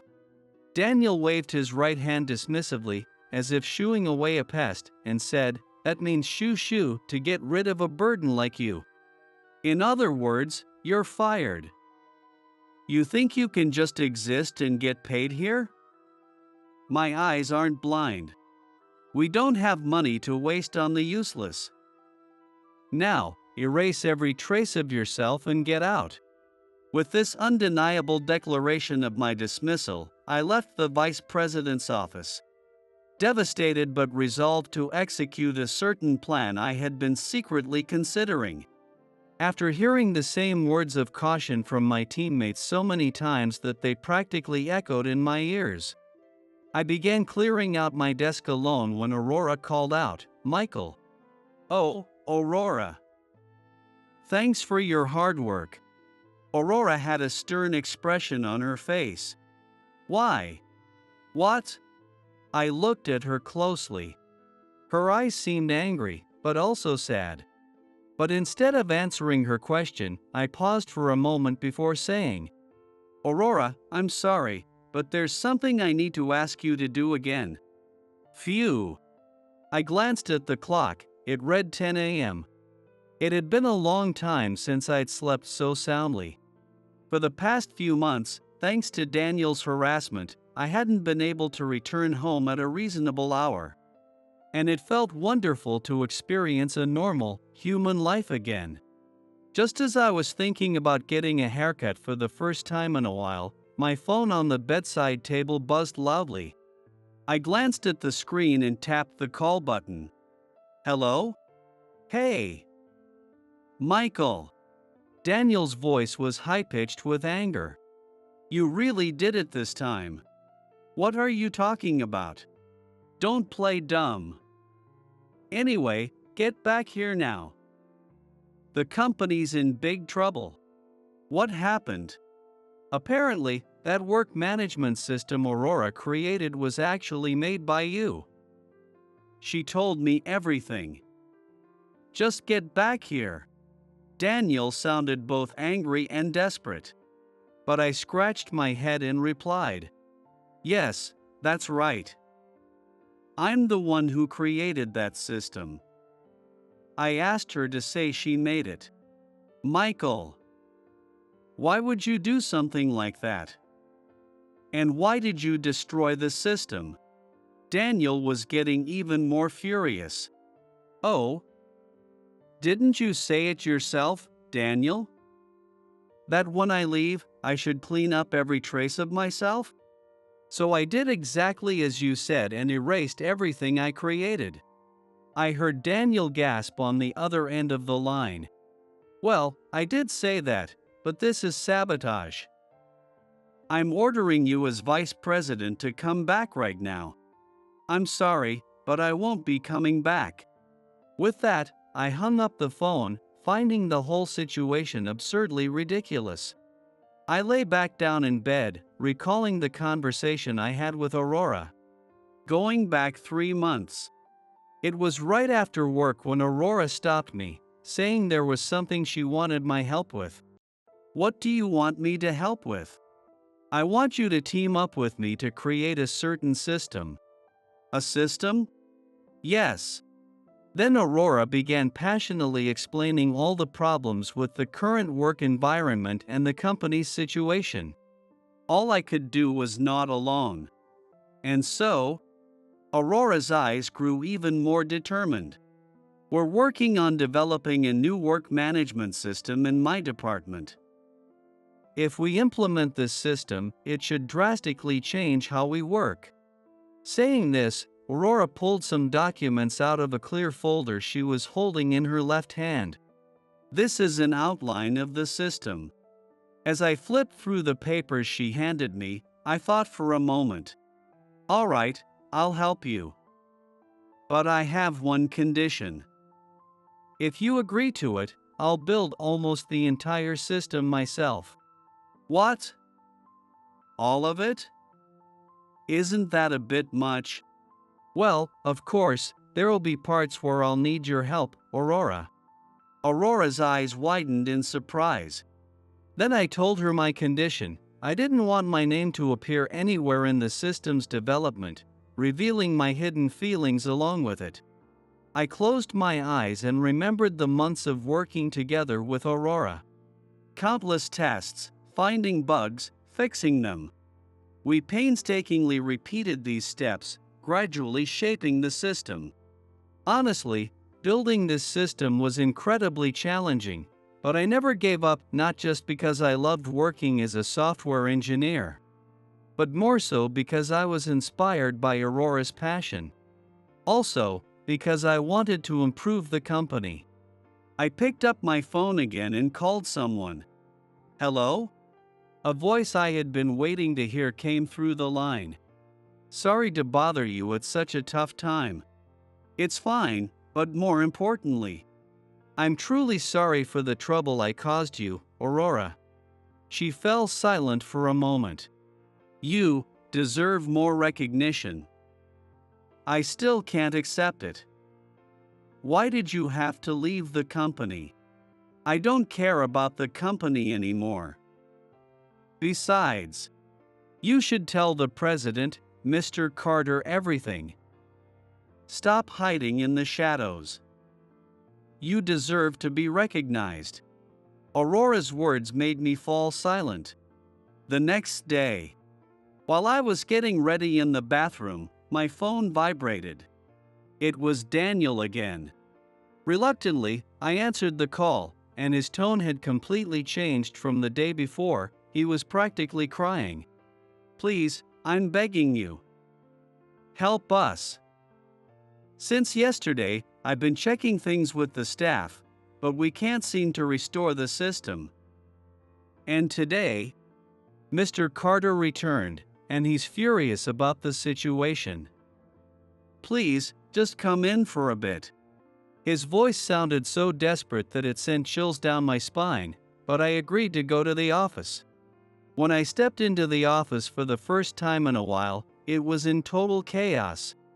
The phones were ringing nonstop, and several employees were intensely talking on their own phones. As soon as Daniel saw me, he rushed over. Behind him, Aurora and Mr. Carter watched with cold eyes. "Michael, thank you so much, you're a lifesaver." Daniel tried to cling to me as he said this, but I skillfully avoided him and walked over to Aurora and Mr. Carter. "Mr. Carter, I sincerely apologize for the chaos I've caused. It's entirely my fault. I've heard everything from Aurora here, but I want to hear from you directly what exactly happened." Mr. Carter looked at me without any words of reproach. After taking a deep breath, I began to recount all the harassment and mistreatment I had endured from Daniel. Daniel quickly retorted, "What? That doesn't change the fact that you destroyed the system. Stop trying to shift the blame. I was driven to destroy the system because I couldn't endure Daniel's harassment any longer. However, I viewed it as an act of retaliation for the mistreatment, and considering the damage it might cause the company, I've given Aurora the data needed to restore the system." With that, I looked at Aurora. She looked down. "What happened to the recovery data?" But instead of answering my question, she said, "When I heard from you that your salary was only $4.44, I couldn't believe it." Then, turning to Daniel, Aurora declared, "Michael is an extremely talented software engineer. He deserves much more recognition. Instead, you pushed him to the point of harassment and even tried to force him out. I wanted you, Daniel, to truly understand just how terrible your actions have been. But," Aurora took a deep breath to steady herself, "I take full responsibility for neglecting the recovery process, which ultimately caused this chaos within the company. I did it of my own will, even though Michael left behind the necessary recovery data. I am truly sorry. If there is to be any punishment, it should be directed at me, not Michael." She straightened her posture and bowed deeply. As Daniel began to speak, Mr. Carter finally broke his silence. Daniel turned to him, startled. "This entire fiasco is your responsibility," Mr. Carter said, his voice calm but laced with anger. "What?" Daniel opened his mouth to protest, but Mr. Carter ignored him and turned to Aurora. "I want you to investigate. Speak to the other employees and find out if he has done anything else inappropriate. Based on your findings, I will decide on an appropriate course of action." Mr. Carter. Daniel, realizing he could no longer talk his way out of this, collapsed in defeat. Mr. Carter then turned to me and said, "Michael, I'd like to speak with you alone." Entering the president's office for the first time, I saw it was filled with game titles the company had produced over the years. I bowed deeply. "Mr. Carter, I apologize for causing such a disturbance. It was all my idea, Aurora had nothing to do with it. I am prepared to accept any consequences. Why do you always do this?" Mr. Carter's tone was no longer calm. He shouted in frustration. I raised my head. There, with a pained expression, was Nathan, my younger brother. "Yes. This is the game development company where my brother Nathan serves as president. You've always been like this, Michael. Sacrificing yourself, trying to keep everyone else out of trouble. Do you know how many times I've felt hurt as your brother seeing you like that?" Hearing Nathan's true feelings for the first time, I could only look down in silence. The reason I was able to keep going was because of Nathan. But seeing me like this only made Nathan despise himself for feeling powerless and inadequate. "I'm nothing like you, Michael. I'm just a failure." Even after he was discharged from the hospital, Nathan was always filled with frustration toward me, and he began avoiding me more and more. I'm trying my best for Nathan, but in the end, I'm only causing him more pain.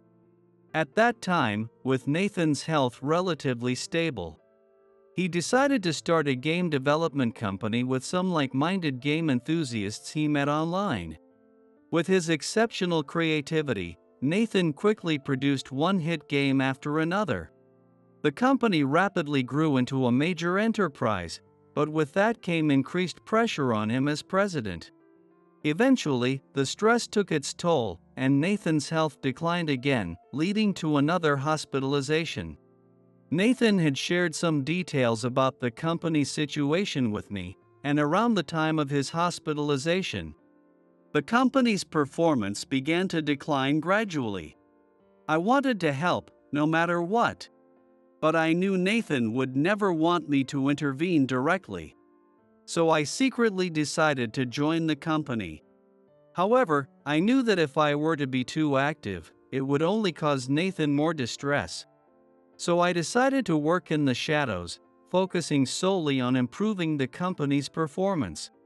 Did you really think that would make me happy, Michael? What?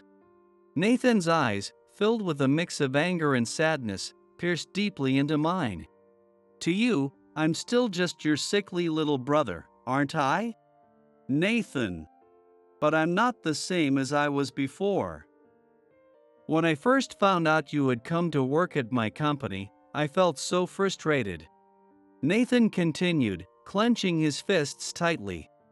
Even after becoming an adult and the president of a company like this, I thought you still only saw me as your weak little brother. His eyes were wet with tears. I'm not as weak as you think I am anymore. You saw that today, didn't you? So, Nathan walked closer to me. We're real family, so you don't have to act like a superhero in secret. Instead, he took my hand and squeezed it tightly. Will you help support the company with me from now on?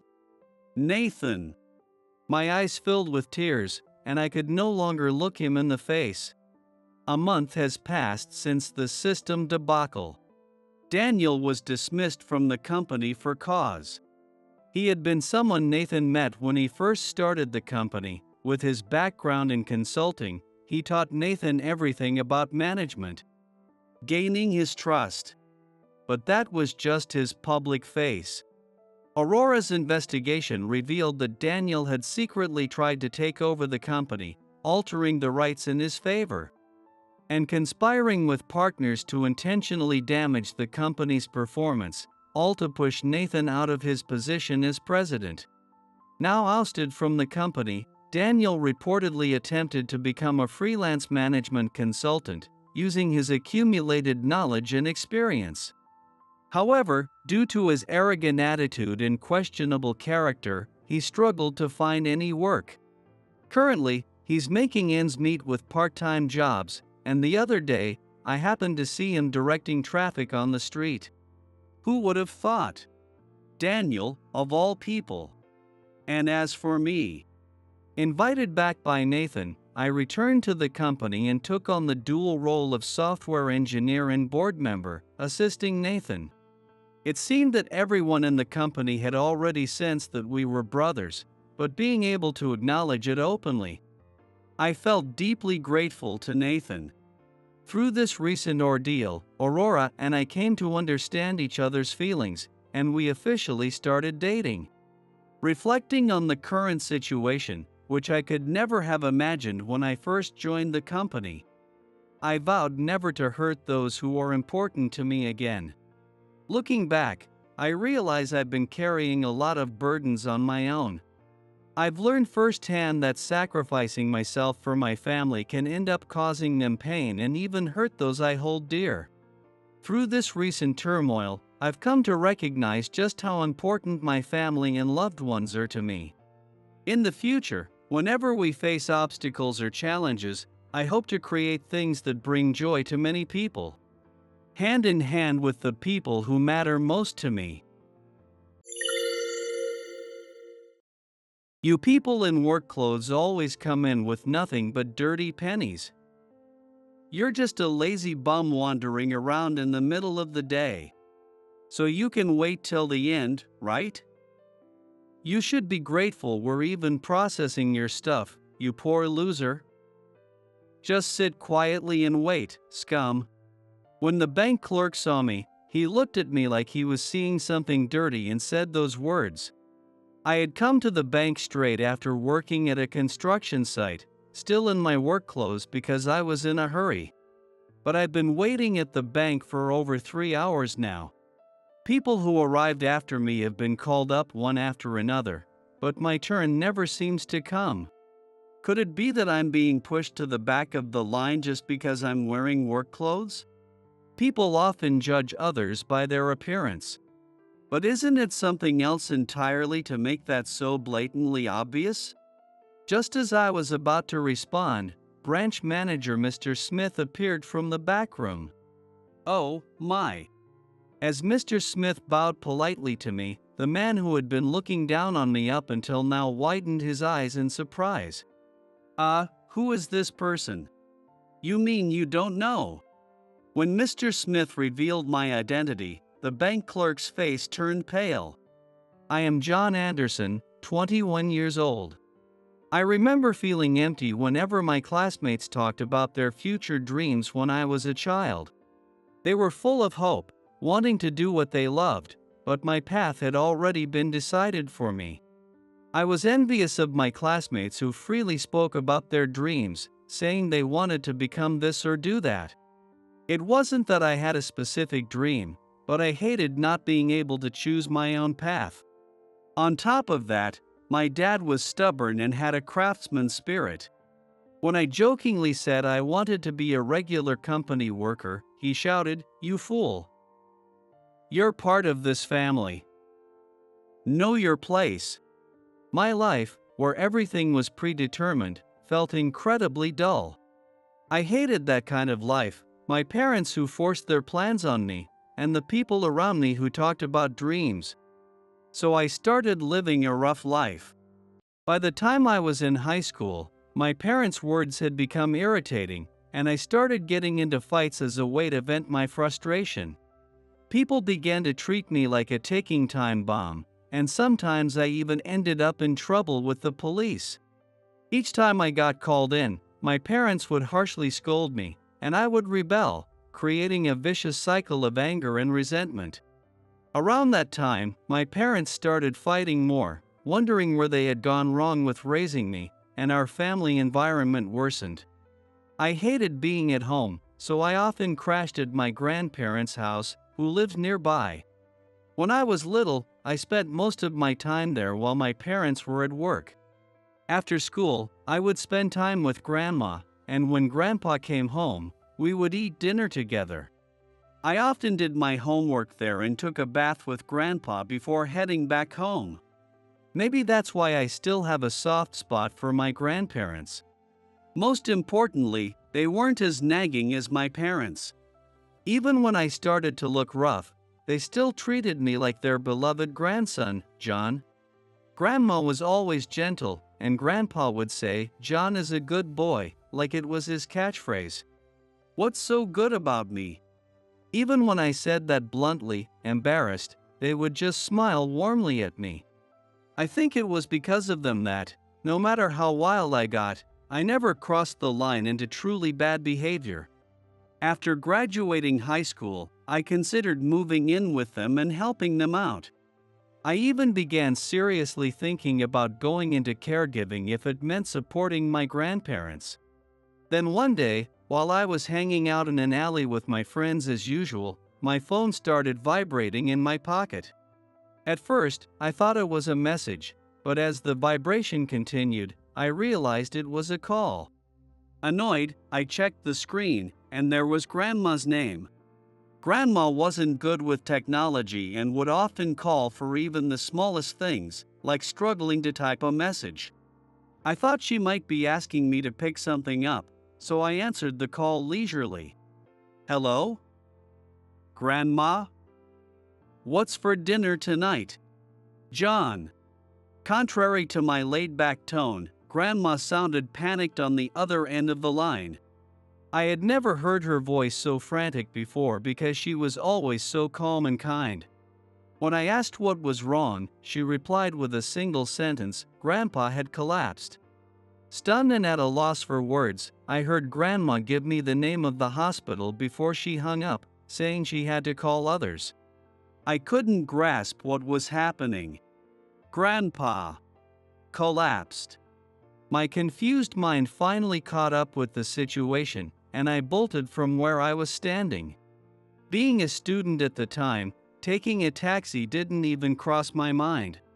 I just sprinted through the streets with everything I had. Out of breath and drenched in sweat, I finally reached the hospital room. The moment I saw Grandpa lying weakly in the bed, a cold shiver ran down my spine. Even from a distance, it was clear that his face, usually so full of life and laughter, looked pale and unhealthy. There were numerous tubes attached to his body, and every breath he took made a wheezing sound from his throat. Grandpa! I rushed to his bedside, and he gave me a weak smile. "Oh, John." He tried to lift his hand, but it barely moved before falling back onto the bed, lacking strength. I gently wrapped his hand in both of mine. Grandpa's hand twitched slightly but did not grip back. "Don't look so sad." "John." "Grandpa, please, don't." I was too afraid to say, "Please don't go." "John, you're a good boy, my pride and joy," Grandpa said, smiling as if pleased, but I shook my head. I wasn't a good boy, just a disappointing grandson. Live your life, however you want, cherish it. I couldn't find any words to respond to Grandpa's words. Later, my mom and dad rushed to the hospital, but by then, Grandpa had already fallen into a coma. I visited him every day, but he grew weaker with each passing day. His arms, which were once strong from his work as a craftsman, had now become as thin as twigs. Holding his wrinkled hand, I prayed to God, something I had never done before. Please let Grandpa get better. I promise I won't get into any more fights. I'll come back home. I'll be a good boy. I'll give up all my happiness for Grandpa, so, please, God, save Grandpa. But my prayers were in vain, and Grandpa passed away quietly. I learned later that he had developed heart problems after retiring. His condition had worsened, and being elderly, he finally passed away peacefully. Grandma, my parents, and I all cried our hearts out. We all loved Grandpa so much, and the sense of loss was overwhelming. After the funeral, I found it hard to visit Grandpa's house. It was painful because going there would make me realize that he was truly gone. One day, while I was aimlessly drifting through life, feeling unmotivated, Grandma called me over. And I made my way to their house for the first time in a long while. In the living room, now with a new altar I wasn't familiar with, Grandma took something out and handed it to me. Work clothes? When I unfolded them, I saw a brand new uniform with the name Anderson embroidered on the chest. This was also the uniform of the construction company my dad was running. The company was founded by Grandpa alone and had been passed down to my dad. Dad had always said he wanted me to take it over, which I hated and had constantly rebelled against. Seeing my resistance, Grandpa had always told me, "John, you don't have to take over. Do what you want." But you know. Grandma looked wistfully at the photo on the altar. "He secretly prepared it, hoping that one day you might wear it. He understood that I didn't want to take over. But still, he had quietly prepared it, dreaming that one day I might wear the same uniform. Grandpa kept it a secret until the very end. And even said I could live my life however I wanted." Grandpa. In the memorial portrait, Grandpa was wearing his work clothes, with a big, proud smile on his face. He looked so proud and incredibly cool. "Grandma, I've made up my mind. I'm going to become a craftsman who looks good in these clothes. I decided to stop making excuses and running away from my life being decided for me. I knew that both Grandpa and Dad took great pride in this work. I wanted to catch up to them both. With that thought, I decided to work at the family construction company. When I got home, I shaved off the blonde hair I had let grow out. Then, holding the work clothes Grandpa had prepared, I directly asked Dad, "Please let me work." Since I had been rebelling all this time, both Dad and Mom were shocked when I suddenly said that. I told Dad everything I felt about taking over the construction company, about the work clothes Grandpa gave me, and what I seriously wanted to do. But Dad wasn't going to say yes that easily. I knew it wouldn't be simple, so I kept asking him persistently to let me work. Even if he said no today, I was determined to keep asking tomorrow and the day after, until he finally accepted me. I wonder how long the back and forth continued. "You'll start by getting to know the site," Dad finally said with a heavy sigh, and I bowed deeply. From the next day, I began working at the construction company. As Dad had said, my first job was at the construction site. Of course, I didn't have any specialized skills, so my main tasks were carrying materials. At first, I wasn't useful at all, and word soon spread that I was the CEO's son, so I was treated like a burden. The hierarchy was strict, and every day, I got yelled at by the senior workers for being a nuisance. To be honest, there were times when it was tough, and I felt like giving up, but each time I did, I remembered Grandpa's face and held on. I did whatever I could and tried to learn everything I could. As I continued those days, I gradually started to be entrusted with more tasks, and the senior workers began to take notice of me. And finally, the day of my first paycheck arrived. Having barely worked part-time jobs before, I felt strangely excited. Dad teased me, saying, "Don't expect too much, it's not a big amount," but to me, it was more than enough. I wanted to tell Grandpa that I'd received my first paycheck, and I had promised Grandma I'd treat her to dinner. Luckily, work ended early that day, and I was told I could leave before noon, so I headed straight to the bank. I had plenty of time before my dinner appointment with Grandma, and I decided I would surprise her with a present. Going home first would be out of the way, so I decided to withdraw my paycheck at the bank before going home to change. Because it was payday, both the counters and ATMs at the bank were crowded. There was a line extending outside for the ATMs, but since it looked like I could sit and wait at the counter, I decided to take a number and wait. It was just after lunchtime, and there weren't too many people ahead of me in line. I thought I could get home and head out within an hour. I sat in an empty seat and killed time on my phone until I was called. I scrolled through social media, replied to messages, and kept myself occupied, but there was no sign of my number being called. The last time I checked, there were only 2 people ahead of me, but now they were calling numbers that came after mine. I wondered if I had somehow missed my turn, so I approached a man working at the corner of the counter. "Excuse me, sorry to bother you. I think I might have missed my number." I showed him the number slip I had. The man glanced at me and immediately wiped the smile off his face. He quickly checked the number and said dismissively, "We're calling numbers in order." "But my number has already passed, right? Should I just keep waiting?" I wasn't familiar with how the bank counters worked.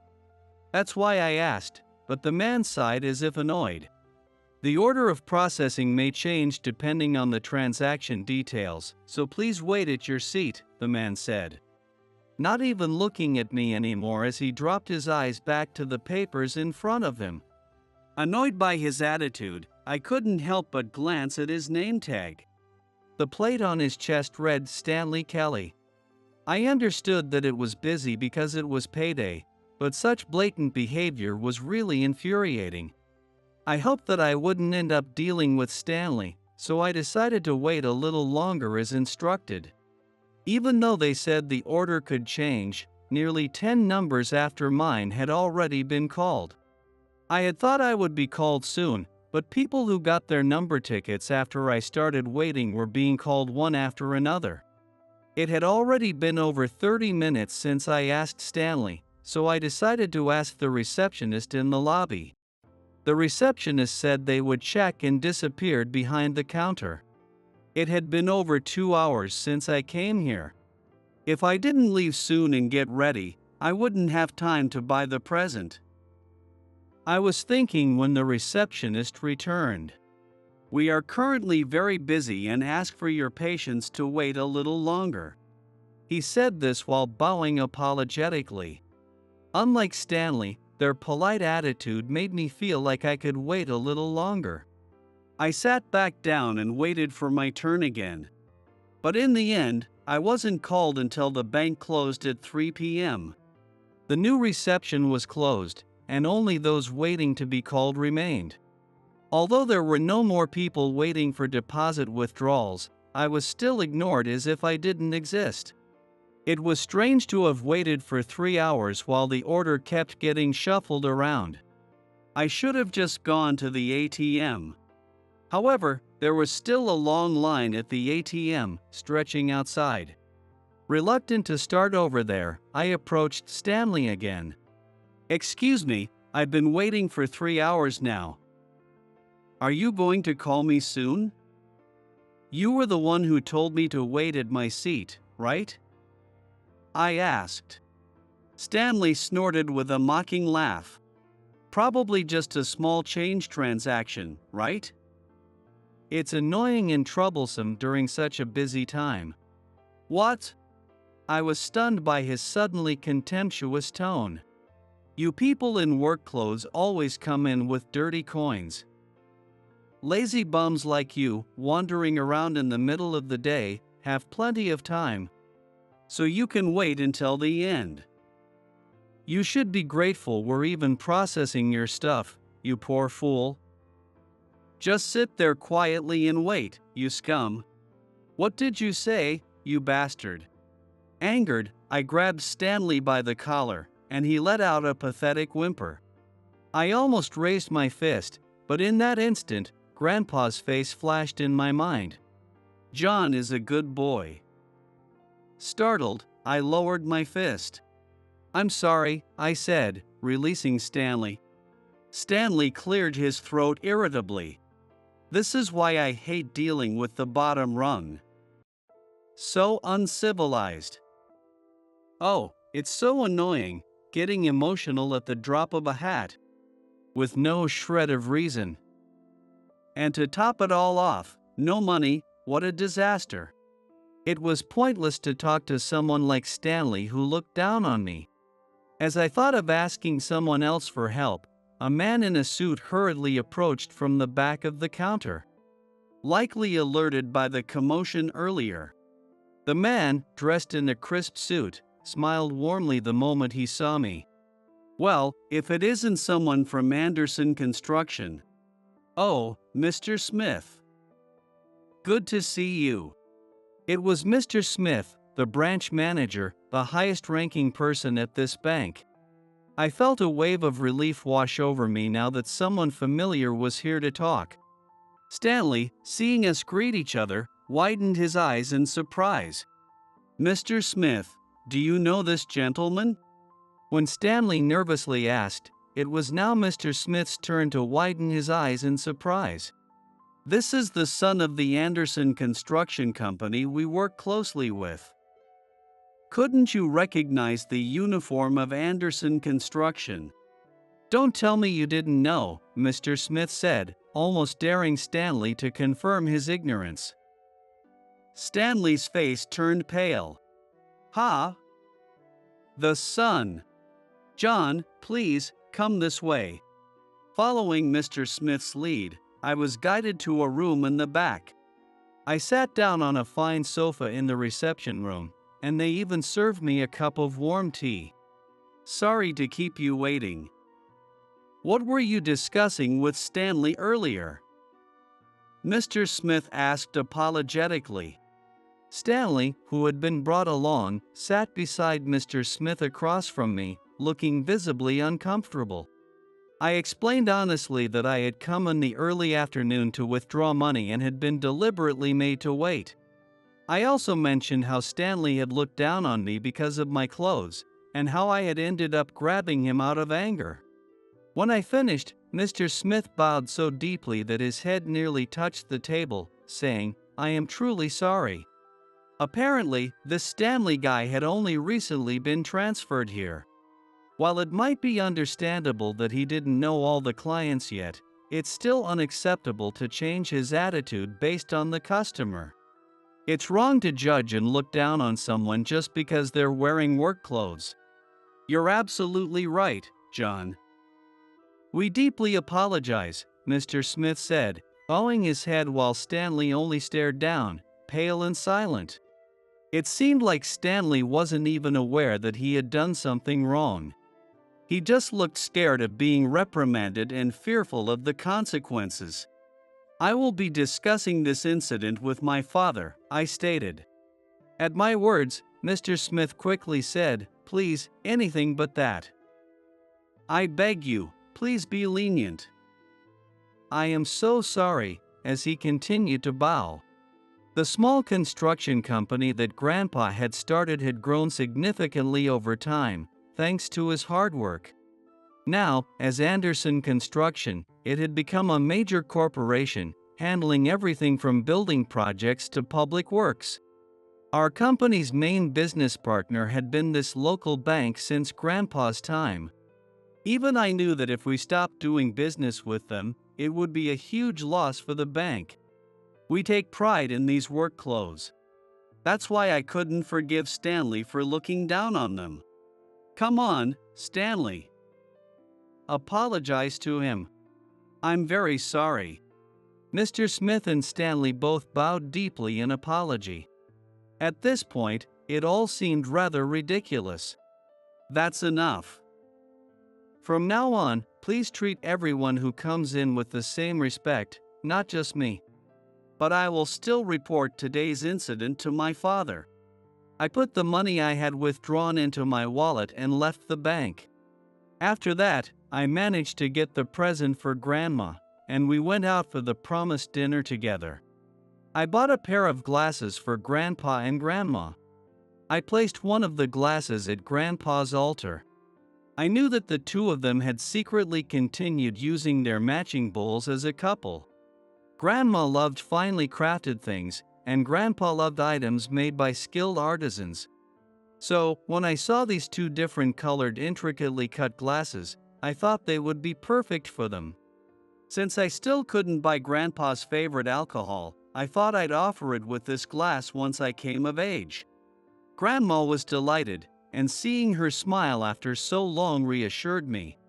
When I told Dad about what happened at the bank, he was, as expected, furious. He stormed over to the bank, threatening to end our business relationship. I hadn't expected him to go that far, and to be honest, I was surprised. However, when Mr. Smith, realizing the bank would be ruined if we pulled out, pleaded with my father, they reached an agreement. Stanley would be fired, and our business would continue. I felt so disgusted that I decided to close my account at this bank and move it to another one. Grandma and Dad, who had inherited Grandpa's estate, also closed their personal accounts and moved them elsewhere. Even though it was just a personal account, Grandma's account alone involved several tens of millions of dollars. So the bank lost a substantial amount.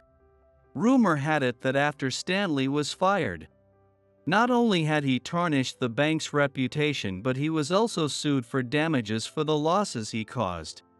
Considering he discriminated against customers, insulted us, and ridiculed what we held dear, I'm sure he got what he deserved. I couldn't show Grandpa my work clothes in person, but I wondered if he was watching me wear the same work clothes as him from heaven. I needed to make sure I lived up to his words, that I was a good boy and a grandson to be proud of. Grandpa always looked so cool in his picture. I decided to live with pride in my work, in myself, making sure I would never bring shame to these work clothes or to Grandpa.